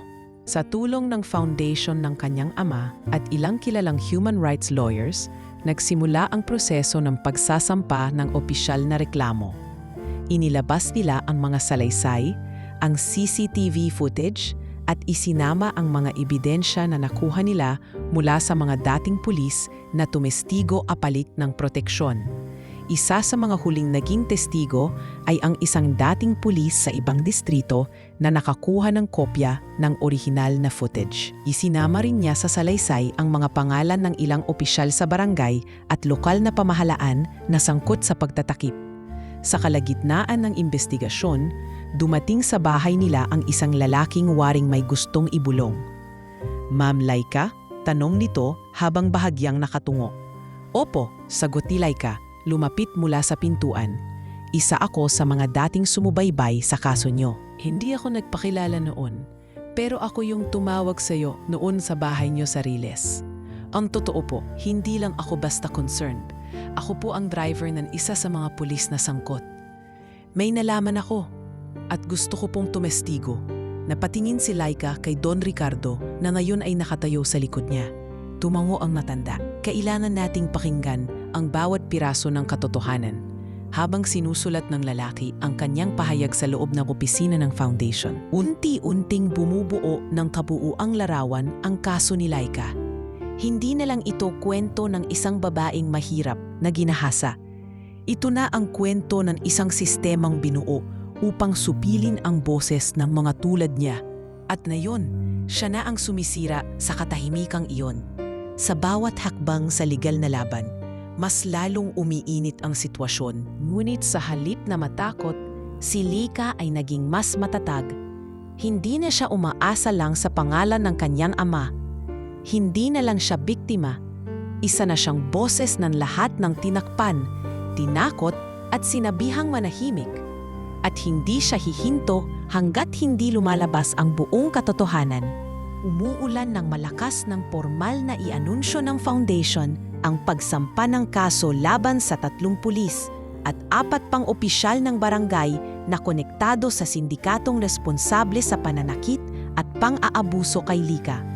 Ang press conference ay ginanap sa isang maliit ngunit mahigpit na binabantayang event hall sa loob ng Foundation Center na pinapatakbo ni Don Ricardo. Naroon ang ilang mamamahayag mula sa mga pangunahing istasyon ng balita, mga aktivistang kababaihan at mga abogado ng human rights. Ngunit sa gitna ng lahat ng kamera, ilaw at mikropono, si Laika pa rin ang pinakamalakas ang loob. "Narito po ako hindi bilang biktima, kundi bilang patunay na kahit walang pangalan, kahit walang yaman, kahit pinilit man akong manahimik, may karapatan akong marinig. At hindi ako nag-iisa." Mariing pahayag niya habang nakatayo sa harap ng podium, diretso ang tingin at walang bahid ng takot sa tinig. Nag-viral sa social media ang kanyang pananalita. Lalong-lalo na ang linyang, "Ang pananahimik ay hindi palaging pagpayag. Minsan bunga lang ito ng matinding takot." Sa loob lamang ng 24 na oras, lumaganap sa buong bansa ang kwento niya. May mga kababaihang nagpadala ng mensahe, liham at video na nagsasabing inspirasyon si Laika sa kanila. Ang mga organisasyon ng kababaihan at mga survivor groups ay nagkaisa para suportahan siya. Gayunpaman, hindi lahat ng reaksyon ay pabor. May ilang grupo ng pulis na nagsabing gawa-gawa lamang ang kaso. May ilang opisyal sa lokal na pamahalaan na pilit ikinakabit ang kwento ni Laika sa politika. At sa gitna ng lahat ng ito, si Laika ay kinakailangang tumayo araw-araw sa gitna ng usap-usapan. Habang pinangangalagaan din ang kapatid niyang si Pilay na ngayon ay nansisimula na ring magtanong. "Ate, bakit ka nasa TV?" Inosenteng tanong ni Pilay isang gabi habang nanonood sila ng balita. "May mga taong gumawa ng masama sa akin dati. Ngayon, nagsasalita na ako para hindi na nila gawin sa iba." Mahinahong sagot ni Laika, pilit pinaparamdam sa bata na ligtas siya. "Takot ka ba?" tanong pa ng bata. Tumingin si Laika sa kanya at gumiti. "Oo, pero mas matapang ako ngayon." Habang umuusad ang preliminary hearing, pinili ni Laika na personal na humarap sa korte. Pinayuhan siya ng abogado na hindi na kailangang gawin iyon. Ngunit mariing niyang sinabi na nais niyang tumayo sa sarili niyang boses. Sa unang araw ng hearing, sabay-sabay na pumasok sa courtroom ang 3 dating pulis. Sina Mendoza, Regalado at Yambao. Lahat sila ay may dalang abogado, pawang malinis ang itsura. at animoy mga profesional na walang bahid ng kasalanan. Ngunit sa mata ni Laika, hindi nagbago ang mga anyo nila. Kahit suot nila ang formal na Amerikana, tanaw pa rin niya ang mga pangil ng halimaw sa likod ng kanilang mga ngiti.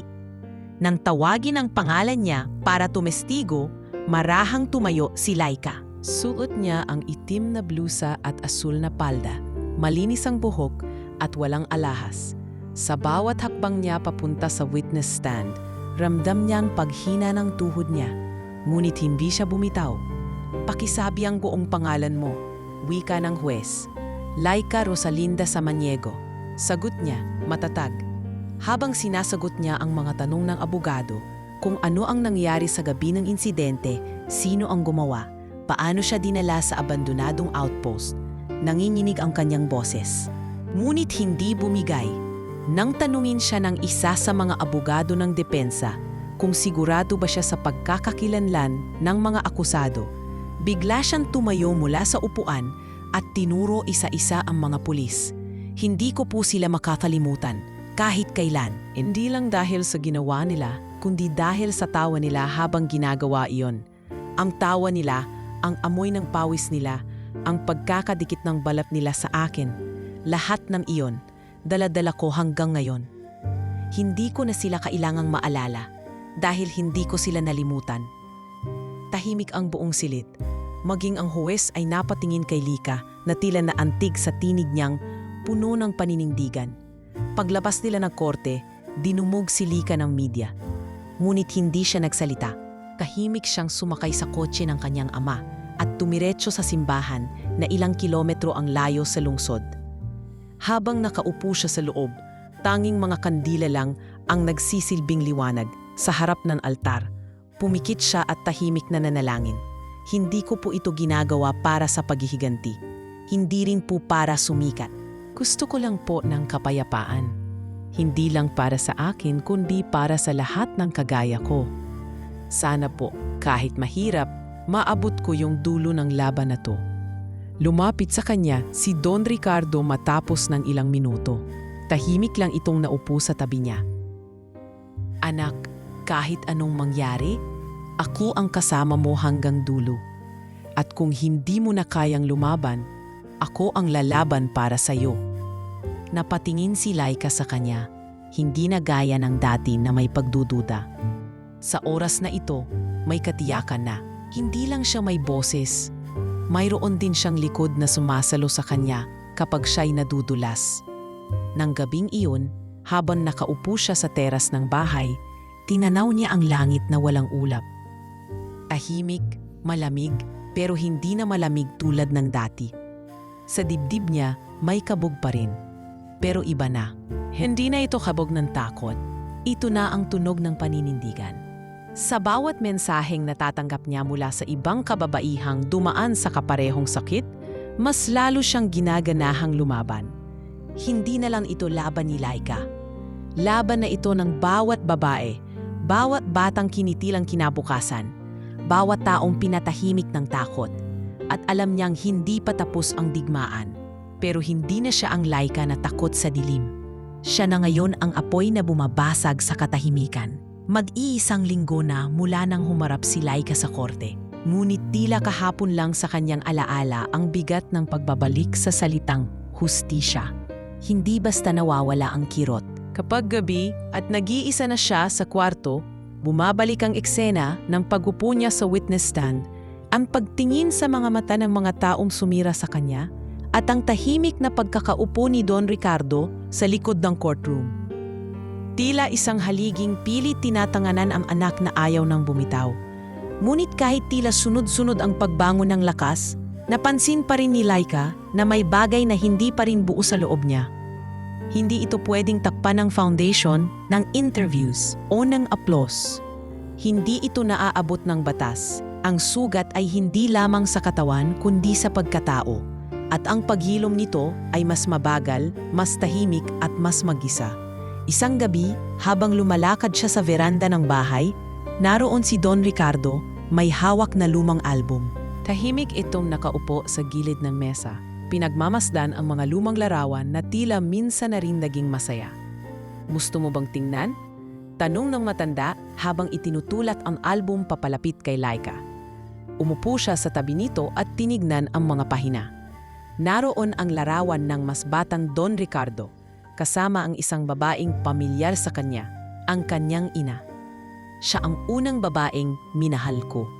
Bulong ni Don Ricardo habang hawak ang litrato ni Rosalinda na nakaupo sa may hagdan ng lumang bahay nila noon. At hanggang ngayon, dala ko pa rin ang mga pagkukulang ko sa kanya. Tahimik lang si Laika. Tila may gustong itanong, ngunit pinipigilan ang sarili. Alam ko, Laika, hindi sapat ang lahat ng ginagawa ko para punan ang mga taon ng kawalan. Hindi rin ako umaasang patawarin mo agad. Pero sana maintindihan mong hindi ko binalewala ang pagkawala mo. Naghintay lang ako ng tamang pagkakataon. At ngayon pinipilit kong bumawi kahit huli na. Hindi ko naman po kayo sinisisi. Mahinang sagot ni Laika. Pero tay, minsan hindi po sapat na alam lang naming mahal niyo kami. Minsan gusto lang naming maramdaman na may karapatan din kaming magalit. Na kahit ngayon pa lang kami lumalaban, tanggap niyo pa rin kami. Tumango si Don Ricardo. Tanggap na tanggap, at kung kailangan mong sumigaw, kahit sa akin, gawin mo dahil hindi ka na kailanman dapat manahimik. Kinabukasan, nagpasya si Laika na bumalik sa lugar na minsan niyang iniwan, ang dating iskinita sa tabing Riles kung saan siya lumaki. Hindi niya pinaalam kay Don Ricardo.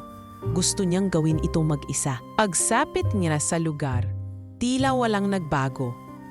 Ang daan ay nananatiling mabato. Ang mga barong-barong ay nakatayo pa rin, puno ng panibagong henerasyon ng mga batang madungis ang paa. May bitbit na balde ng tubig at may mga ina na naglalaba pa rin sa kanal. Ngunit sa likod ng karaniwang tanawin ay ang damdaming dati na niyang iniwan sa lugar na ito. Ang lungkot, galit, takot at pangarap. Naglakad siya papunta sa lumang lugar kung saan naroroon ang abandonadong outpost. Ngunit ngayon, wala na ito. Napatag na ang lote.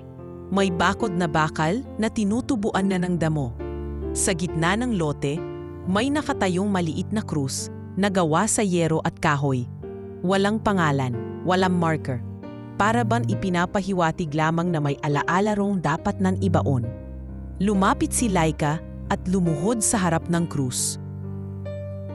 Hindi niya alam kung sino ang naglagay noon. Baka isa sa mga dating biktima rin. O baka isang taong tumestigo na ring hindi niya makikilala. Ngunit naroon ang bigat. Naroon ang alaala. Pasensya na, mahina niyang bulong. Pasensya na kung ngayon lang ako bumalik. Pasensya na kung ngayon lang ako nagsalita. Pero hindi na ako aalis nang hindi niyo naririnig ang boses ko. Habang nakaluhod siya roon, bumalik sa alaala niya ang batang si Luisa. Ang kapitbahay nilang madalas umiyak sa gabi. Naalala niya ang mga tinitigang babae sa barangay hall. Ang mga tingin na humihingi ng tulong, ngunit pinipiling magtimpi. Naalala niya ang sarili niya, walang ibang hawak kundi labada, isang pilay na kapatid at isang lumang cellphone na minsang naging lifeline sa pagitan ng bangungot at pag-asa. Habang paalis na siya sa lugar, may lumapit na isang batang babae. Madungis, payat, ngunit may mga mata na parang nagtataka. "Ate, kayo po ba si Laika?" Tanong ng bata. "Bakit mo na itanong?" Tugon niya, bahagyang nagulat. "Kasi po, pinapanood kayo ng nanay ko sa cellphone. Sabi niya, sana raw po ako rin maging matapang. Kasi minsan po, sinasaktan siya ni Papa." Hindi na nakasagot si Laika. Niyakap niya ang bata ng mahigpit. Sa pagbabalik niya sa bahay, sinalubong siya ng staff ng foundation. "Ma'am Laika, may gustong makipag-meeting po sa inyo. Isa pong producer ng documentary. Gusto po sana nilang isalaysay ang buong kwento nyo para daw mas maraming babae ang matulungan." Hindi agad sumagot si Laika. Tumungo siya sa kanyang kwarto at tiningnan ang salamin. Ang refleksyon sa harap niya ay hindi na si Laika na natutulog sa banig. Hindi na siya ang babaeng ipinapon sa dilim ng lipunan. Siya na ngayon ang patunay na kahit gaano kalalim ang sugat, kayang maghilom, kayang magsalita, at higit sa lahat, kayang tumayo. Kinuha niya ang ballpen at isang blankong papel. At sa unang linya ay isinulat niya, "Ako si Laika, At ito ang aking kwento. Makalipas ang 1 buwan mula nang isulat ni Laika ang unang linya ng kanyang kwento, tuluyan na itong naipasa sa isang women's foundation na nakikipagtulungan sa mga independent filmmakers. Sa simula'y nag-aatubili siya. Hindi niya alam kung kaya ba ng puso niya ang muling pagbubukas ng mga sugat para lang maisalaysay sa iba. Ngunit sa bawat sulat na natatanggap niya mula sa mga kababaihan, mga liham na puno ng luha, pasasalamat at pag-amin ng sari-sariling trahedya, unti-unti niyang naiintindihan. Hindi lang ito kwento niya. Ate Lika, salamat po sa lakas ng loob niyo. Dahil sa inyo napagsabihan ko na po si Mama na hindi ko na kayang tiisin yung ginagawa ng tiyuhin ko sa akin. Isang mensahe mula sa 14 na taong gulang na estudyante sa Mindoro. Hindi mo ako pinagsalita, baka hanggang ngayon. Asawa ko pa rin ang gumagawa ng kalbaryo sa katawan ko gabi-gabi. Pero natuto akong humingi ng tulong. Salamat. Sulat ng isang ginang mula sa Cebu na may 3 anak. Tinitingnan lang ni Lika ang mga liham.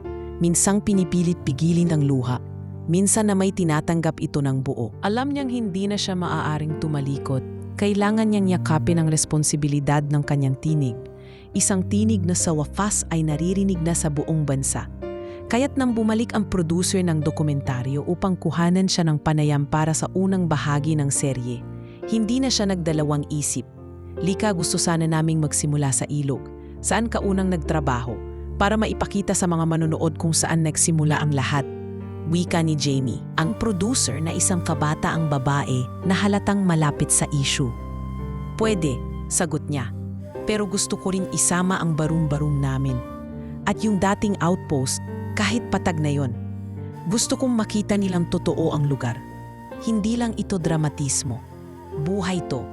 Gustong-gusto ko yang sinabi mo, sagot ni Jamie. Buhay to. Hindi kwento lang. Nagsimula ang shooting isang Sabado ng umaga.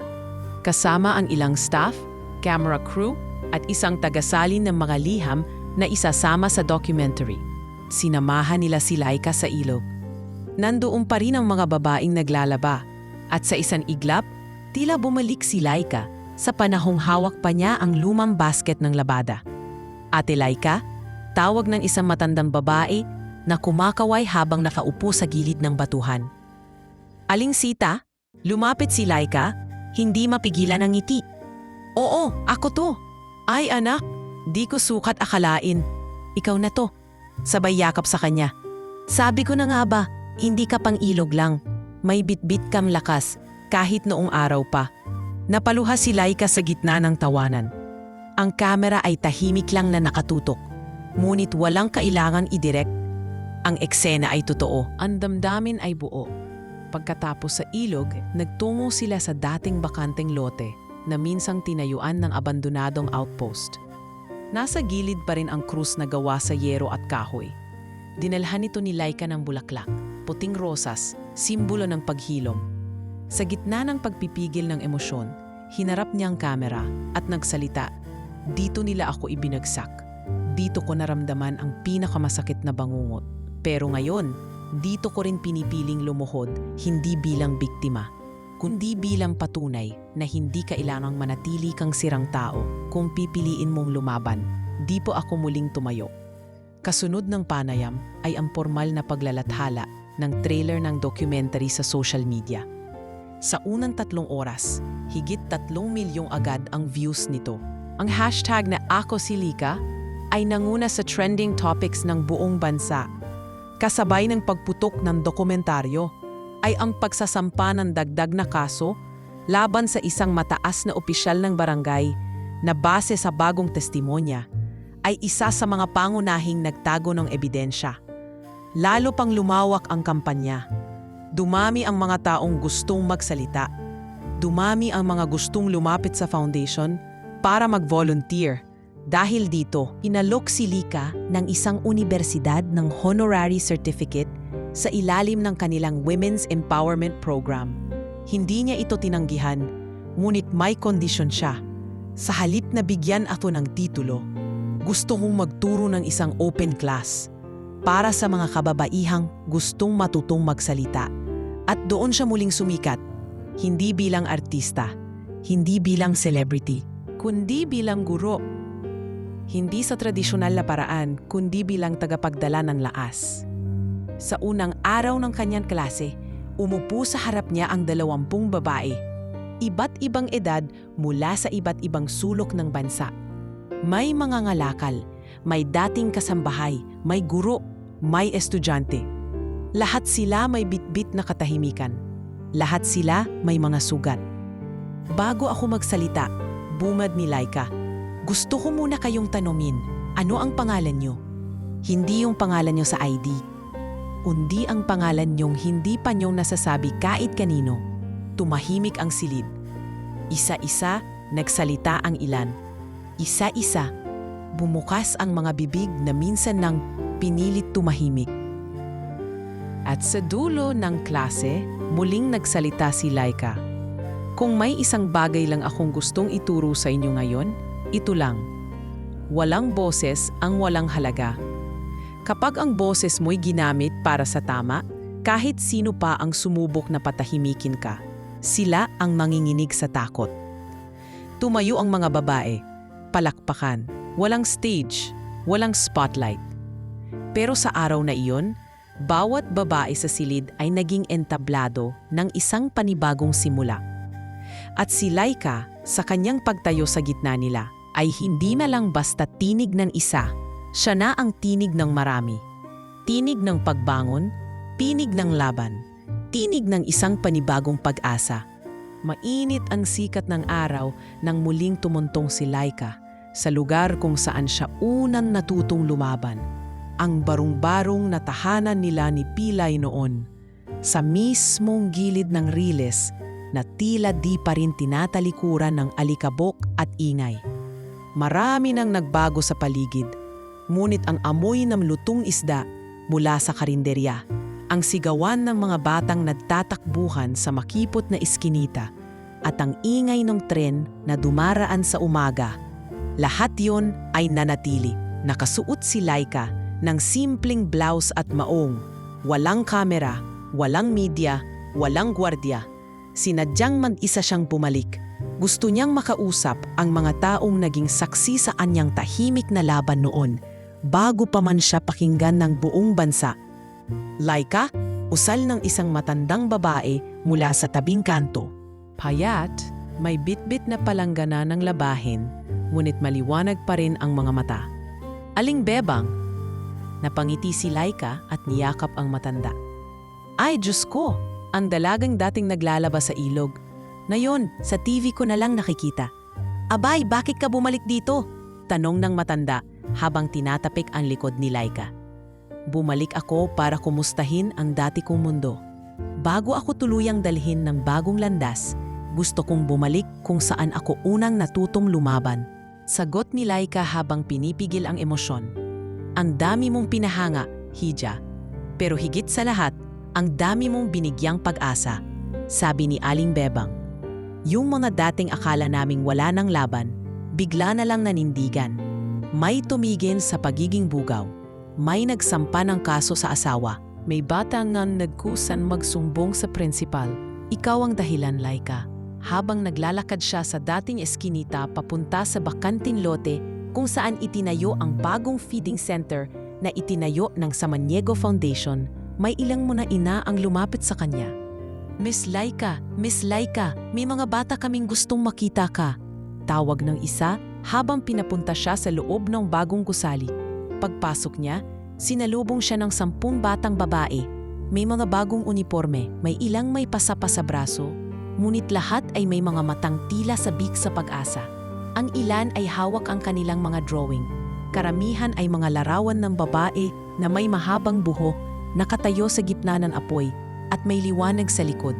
Ate Laika, ako po yung bata dati na iyakin sa classroom, yung binugbog po ng tito ko. Nasa shelter niyo na po ako ngayon, sabi ng isa. Ako po yung binantaan na wag magsumbong, pero naglakas loob po akong magsabi sa teacher namin. Kasi po nakita ko po yung panayam niyo. Dagdag ng isa pa. Tahimik lang si Laika habang nakikinig. Pumikit siya at nilunok ang bigat sa lalamunan.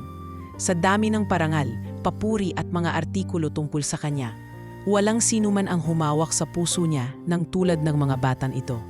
Pagkatapos ng pagbisita sa feeding center, dumiretso siya sa libingan kung saan inilibing ang kanyang ina, si Rosalinda. Nasa dulo ng pampublikong sementeryo ang puntod. Payak, may puting krus na yari sa kahoy at ilang tuyong bulaklak na iniwan nang hindi niya alam kung sino. Lumuhod si Laika sa harap ng puntod at pinunasan ang alikabok. Mahinang bulong niya. Alam ko, matagal akong hindi nakadalaw. Pero heto ako ngayon. Alam kong hindi mo inasahan na magigising ako mula sa lahat ng sakit. Pero pinilit ko, Ma. Hindi lang para sa akin, kundi para sa'yo. Dahil wala kang ibang iniwan, kundi ang pangalan ko. At yung lakas na hindi ko maintindihan dati kung saan galing. Kinuha niya ang maliit na notebook mula sa kanyang bag. Doon niya isinulat ang mga sulat niya para sa ina. Ma, may sarili na po kaming bahay. Si Pilay po ay malapit nang makapagtapos ng elementary. Gusto niya raw pong maging guro. Ako po, nagtuturo na rin ngayon. Hindi sa eskwela, kundi sa mga taong gaya natin. Yung mga pinatahimik, pero may boses pala. Habang nagsasalita, may lumapit na matandang lalaki, may bitbit na rosas. Ako po, si Mang Osing, dati pong grave digger dito. Kaibigan ko po ang nanay mo. Ako po ang naglibing sa kanya. Ako rin po ang nagbabantay ng puntod niya kapag bumabagyo. Mahina nitong sabi. Salamat po, Mang Osing. Hindi ko po alam paano ko kayo mababayaran. Mumiti ang matanda. Hindi mo kailangang magbayad. Ang ginawa mong laban, sapat na. Para sa lahat ng ina, para sa lahat ng anak. Pagkalabas niya sa sementeryo, nagpasya si Lika na tumuloy sa isang foundation shelter sa kalapit bayan. Doon niya nakilala ang isang pamilyar na mukha, ang batang si Luisa na dating umiiyak gabi-gabi sa bahay ng kapitbahay nilang sinasaktan. Luisa, tanong ni Lika, gulat sa nakita. Oy po, Ate Lika, ako nga po yun. Kayo po ang dahilan kung bakit napunta ako rito. Si Aling Nora po ang tumulong sa akin. Noon pa po kitang gusto sanang pasalamatan. Lumapit si Lika at niyakap ang dalagita. Mainit ang yakap, puno ng mga luhang hindi kailangan ipaliwanag. Kinagabihan, bumalik siya sa kanilang bagong tahanan. Tahimik ang paligid. Natutulog na si Pilay. Si Don Ricardo ay nakaupo sa teras. Hawak ang isang tasa ng kape. Kumusta ang pagbabali? Tanong ng matanda. Masakit, pero mas kailangan ko yon. Masarap pala sa takiramdang yung harapin mo yung pinanggalingan mo nang buo ka na. Sagot ni Lika habang humihigop ng malamig na tubig. Ako naman, sabi ni Don Ricardo, nais kong sabihin na may desisyon na akong ginawa. Ipapaalam ko na sa board ng foundation at sa pamilya ko ang buong katotohanan tungkol sa'yo. Tapos na ang pagtatago. Hindi agad nakapagsalita si Lika. Ngunit sa kanyang mata, nakita ni Don Ricardo ang sagot. Pagpayag at higit sa lahat pagyakap sa kung sino siya. Sa wakas, hindi na siya pamangkin sa papel. Hindi na siya lihim sa pamilya. Isa na siyang anak na tumindig mula sa pagkapasag. Isa na siyang larawan ng tagumpay, hindi dahil sa yaman o pangalan, kundi dahil sa tapang. Tapang na bumalik sa pinagmulan. At tapang na dalhin ito bilang bahagi ng kanyang buong pagkatao. Isang linggo matapos i-anunsyo ni Don Ricardo ang desisyon na ipakilala na si Laika bilang tunay niyang anak, unti-unting nagbago ang pagtingin sa paligid. Mula sa loob ng foundation hanggang sa mga pahayagan, unti-unti nang nailalantad ang istoryang dating tinatago sa likod ng salitang pamangkin. Isinapubliko ang pagkakakilanlan ni Laika sa isang opisyal na press conference kasama si Don Ricardo mismo, kung saan kinilala siya bilang lehitimong anak sa labas at ngayon ay isa sa mga tagapagtaguyod ng Samaniego Foundation. Sa harap ng media, binigkas ni Don Ricardo ang mga salitang bumago sa pagtingin ng marami. Wala akong karapatang itago ang isang anak na pinatunayan ang sarili hindi sa pamamagitan ng apelyido, kundi sa pamamagitan ng tapang, dangal at malasakit. Si Laika Samaniego ang aking anak at karapat dapat siyang kilalanin hindi dahil sa dugo, kundi dahil sa kanyang puso. Ngunit sa kabila ng mainit na suporta, mas lalong naging alerto si Laika. Sa tuwing bumubukas ang telepono niya, hindi lang papuri ang natatanggap niya kundi mga mensaheng tila may pananakot. Akala mo ligtas ka na? Sa dulo, babalikan ka rin ng multo ng nakaraan. Hindi mo kami kayang gapiin ng mag-isa, Laika. Dahil dito, pinaigting ang seguridad ng bahay nila. Si Don Ricardo ay nagdagdag ng 2 pang close-in security personnel at pinahigpit ang mga background check sa lahat ng kasambahay at staff. Ngunit kahit anong bantay, hindi maalis kay Laika ang pangamba. Lalo na nang mabalitaan nilang may batang babae na dinuhot sa Karatig Barangay. Halos kapareho ng nangyari sa kanya. Laika, tawag ng kanyang assistant habang nasa opisina siya ng foundation. May report po na may nawala raw na bata kahapon, 9 na taong gulang, si Macy. Ayun si mga testigo, huling nakita sa tapat ng barangay hall. Napakuyom ng kamao si Laika. Ilan pa ba ang kailangang biktimahin bago sila matigil? Nagpatawag siya ng emergency meeting kasama ang mga social worker, legal team at ilang koneksyon sa bagong lokal na pamahalaan. Hindi lang ito simpleng kaso ng pagdukot, panimula niya. Konektado ito sa parehong sistema ng pang-aabuso na naranasan ko. Alam kong buhay pa ang bahagi ng sindikato na yon at hindi tayo pwedeng maghintay pa ng isa pang bata bago kumilos. Nagboluntaryo si Laika na personal na imbestigahan ang kaso. Sa tulong ng isang undercover agent na dating pulis at ngayon ay kasapi na ng foundation, sinuyod nila ang barangay kung saan nawawala si Macy. Dumaan sila sa isang bakanting warehouse sa gilid ng ilog. Noon pa man, alam na ng mga taga roon na pinamumugaran ito ng mga lalaking tila laging may binabantayan. Dito raw dinala si Macy ayon sa testigo, bulong ng undercover habang tinuturo ang likurang bahagi ng gusali. Wala tayong warrant pero kailangan nating mag-monitor. Kailangan nating iligtas siya bago pa mahuli ang lahat, sagot ni Laika habang hawak ang portable recorder. Sa di kalayuan, may narinig silang iyak. Mabilis silang kumilos at sa tulong ng backup team mula sa City Police na nakipag-coordinate na rin sa foundation, sinalakay nila ang warehouse. 3 lalaki ang naaresto. Isa sa kanila ay agad na kinilala ni Laika, isa sa mga dating kasabwat ni Mendoza na hindi kailanman nahuli sa unang kaso. Akala ko ligtas ka na sa pedestal mo, anang lalaki habang pinoposasan. Pero hindi mo alam, marami pa kaming natitirang tahimik. Hindi niyo na ako matatakot. Mariing tugon ni Lika. Na-rescue si Macy. Halos hindi ito makapagsalita sa trauma, ngunit sa mga mata nito, nakita ni Lika ang sarili niyang larawan noong wala pa siyang boses. Nang yakapin siya ng bata, alam niyang tama ang desisyong lumusob muli sa panganib. Kinabukasan, inireport ito sa balita. Sa unang pagkakataon, kinilala si Lika hindi lang bilang survivor kundi bilang tagapagligtas. Hindi lang siya kinikilala, tinatangkilik. Isa na siyang leader. Subalit hindi pa tapos ang laban. Sa kalagitnaan ng selebrasyon sa foundation, may dumating na sulat na ipinaabot ng isang batang lalaki. Walang kasama, mukhang galing sa lansangan. Inabot lang po sa akin ng isang lalaki. Sabi po, bigay raw sa inyo. Binasag ni Laika ang envelope. Nasa loob ang isang SD card at isang papel na may nakasulat. Kung gusto mong malaman ang buong larawan ng sindikato, panoorin mo ito. Pero mag-ingat ka, Laika. Hindi lahat ng kasama mo ay panig sa'yo.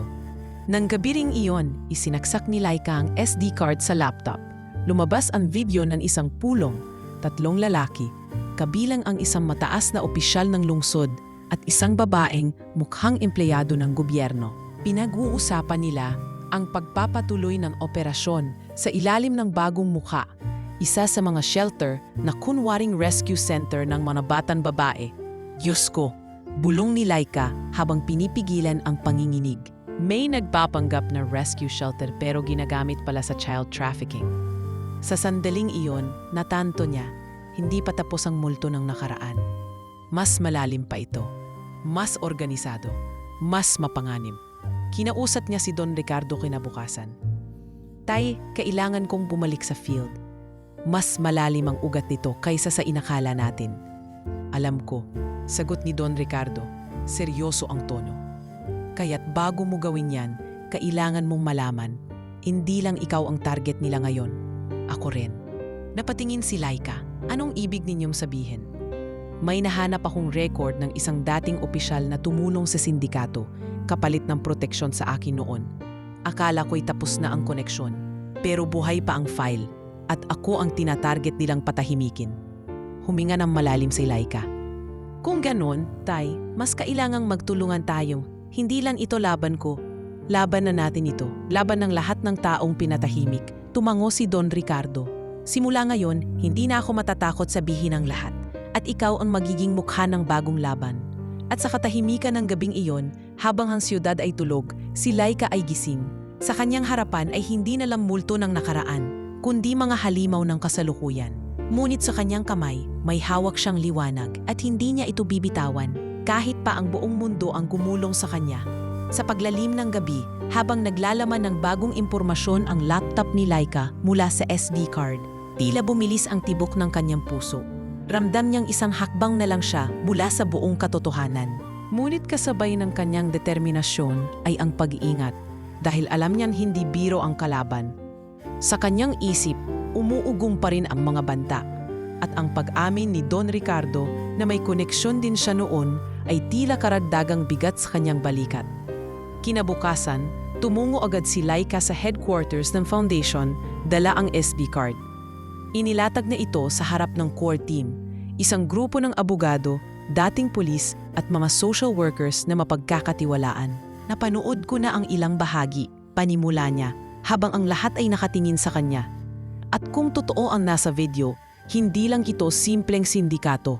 Isa itong sistematikong kalakalan ng bata na sinusuportahan ng ilang opisyal ng gobyerno. Ipinalabas nila sa projector ang video. Tahimik ang lahat. Mula sa malabong kuha ng CCTV, makikita ang pulong ng 3 lalaki at 1 babae. Isa sa mga lalaki ay agad na nakilala ng isa sa mga abogado.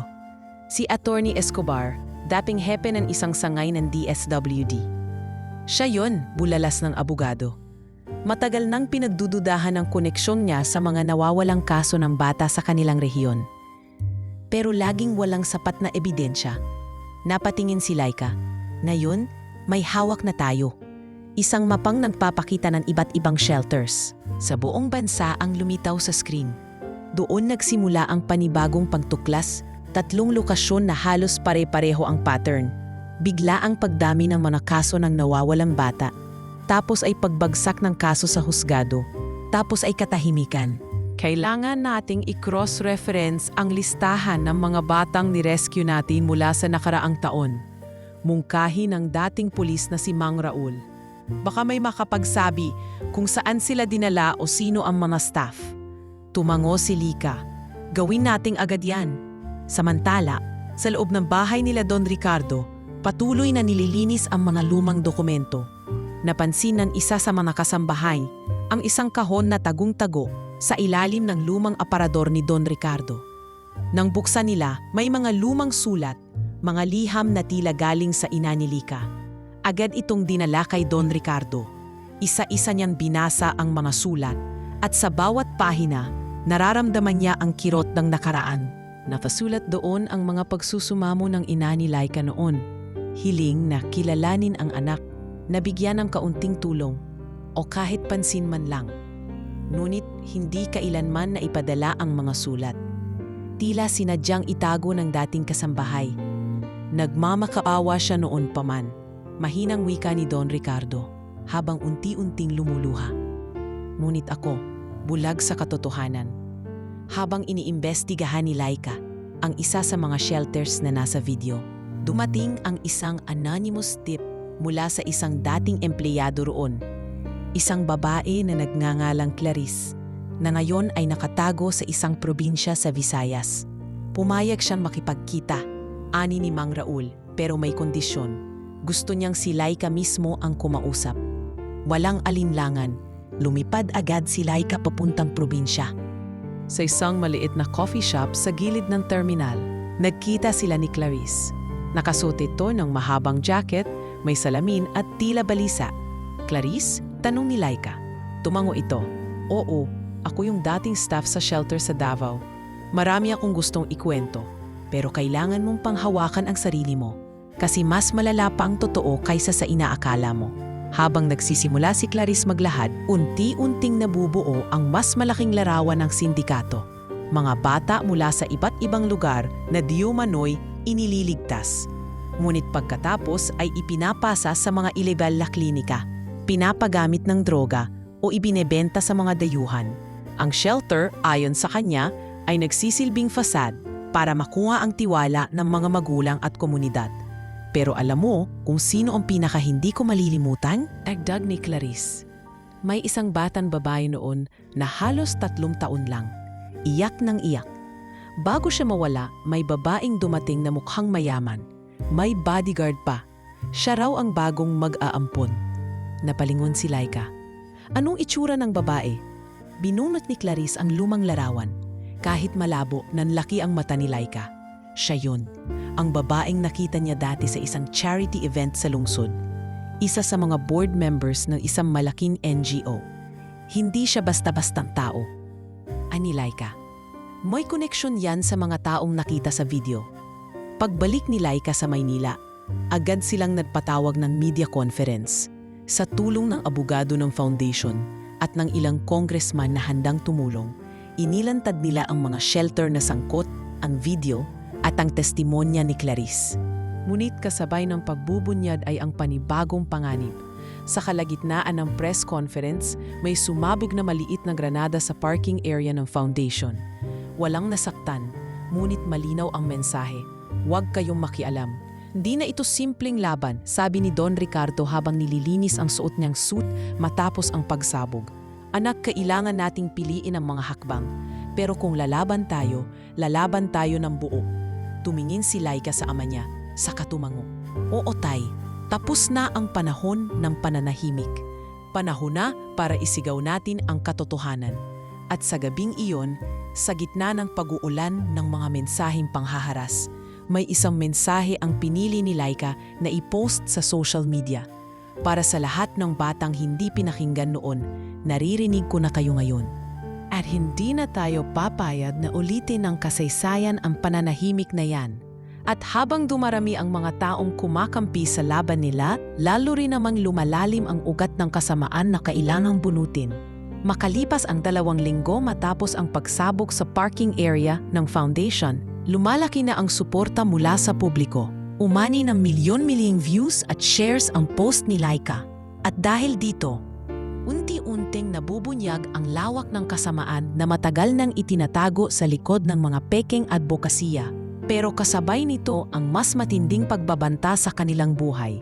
Lumikas muna sina Laika at Don Ricardo pansamantala sa isang secured compound sa Tagaytay, habang patuloy ang investigasyon. Sa loob ng silid ng isang abandonadong resort na ginawang safe house, abalang-abala si Laika sa pagbabasa ng bagong ulat mula sa task force na binuo ng gobyerno matapos ang media exposure. Tay, tawag niya kay Don Ricardo na nakaupo sa veranda, may hawak na tasa ng kape. May nadiskubre silang bagong shelter sa probinsya at may listahan daw ng mga batang pinalabas na namatay pero wala namang death certificate. Tumindig si Don Ricardo at lumapit. Nandun kaya ang record ng nanay mo? Napatingin si Laika sa papel. Nanginginig ang kamay niyang bumaligtad ng pahina. At doon nakita niya ang pangalan. Marisa A. Santos. Katapat nito ang code. Adopted Offsite Confidential Transfer. Hindi siya namatay. Ipinasa siya, bulong niya, habang lumuluha. Pero saan? Muling bumalik ang sakit ng nakaraan. Mula sa mga tanong kung bakit siya iniwan, hanggang sa pagkakaalam niyang hindi pala siya iniwang kundi kinuha. Ang pinakamasakit sa lahat, tila ginamit lang siya bilang entry point ng sindikato para mas marami pang bata ang madagit. Dumating ang isang lihim na mensahe mula kay Clarice. Mag-ingat kayo. May infiltrators sa loob ng task force. Agad nilang ipinatawag si Mang Raul at ang abogado ng foundation. Sa isang emergency meeting, inagpasyahan nilang gumawa ng panibagong operasyon. Hindi na para lang ilantad ang sindikato, kundi para isalba ang natitirang mga batang hawak pa rin ng grupo. Anong plano natin? Tanong ni Mang Raul. Gagamitin natin ang bagong listahan, ani Laika.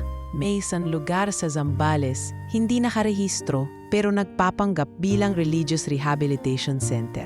Papasukin natin yon? Tanong ng abogado. Paano kung may mga armadong bantay? May nakausap na akong retired army na handang tumulong At si Clarice, may contact pa raw sa loob na magbubukas ng gate kapag dumating tayo. Matapos ang 3 araw ng paghahanda, lumarba na ang grupo. Sa isang madilim na gabi, Sakay ng 2 SUV, dumiretso sila sa coordinates ng lugar.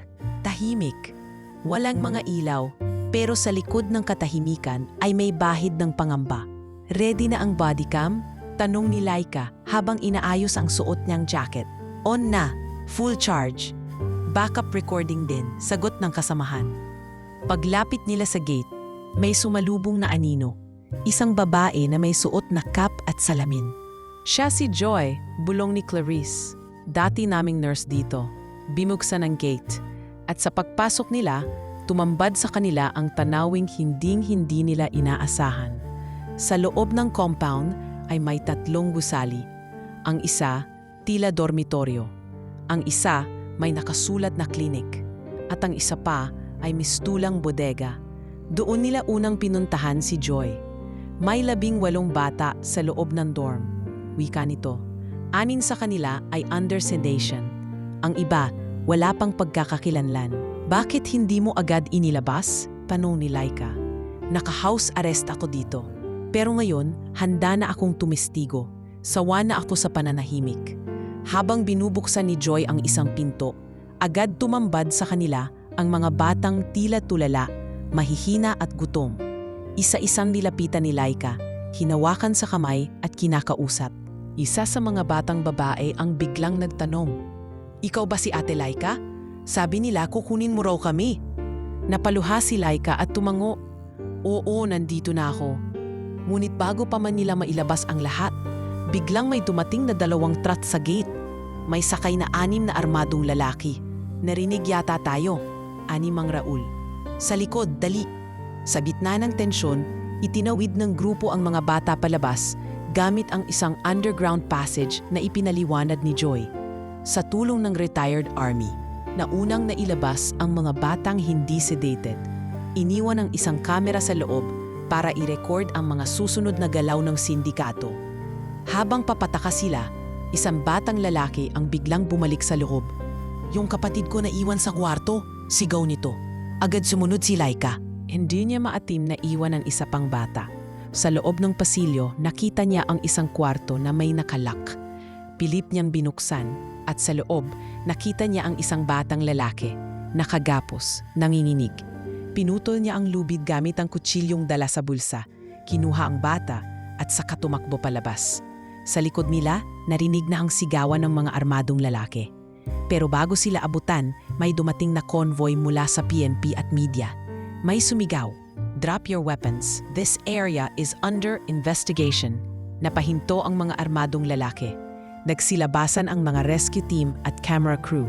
At sa loob ng ilang minuto, na-rescue ang lahat ng bata at naaresto ang mga tauhan ng sindikato. Kinabukasan, laman ng bawat pahayagan at news broadcast ang balitang iyon. Iligal na shelter, binuwag. Engkwentro nagligtas sa mahigit 200 bata. Naglabas ng opisyal na pahayag si Don Ricardo. "Matagal akong naging bahagi ng katahimikan. Pero ang anak kong si Laika, ginising ang paninindigan ko. Panahon na para ang mga mayayaman at makapangyarihan ay hindi lang magbigay ng donasyon, kundi kumilos, magsalita at magtanggol ng totoo." At sa likod ng lahat ng ito, habang pinagmamasdan ni Laika ang mga batang masayang naglalaro sa loob ng bagong center ng foundation. Umikit siya at bumuntong hininga. Tapos na ang pagkukunwari, bulong niya. Panahon na ng panimingil. Sa dulo ng araw, dumating ang isang sulat mula sa International Human Rights Body. Inaanyayahan si Laika na magsalita sa isang World Summit tungkol sa child trafficking. Isa na siyang simbolo ng katapangan at hustisya. Ngunit para sa kanya, isa lang ang totoo. Isa siyang anak na muling nahanap ang kanyang tinig. At gamit ang tinig na iyon, sisigaw siya para sa mga batang hindi marinig noon.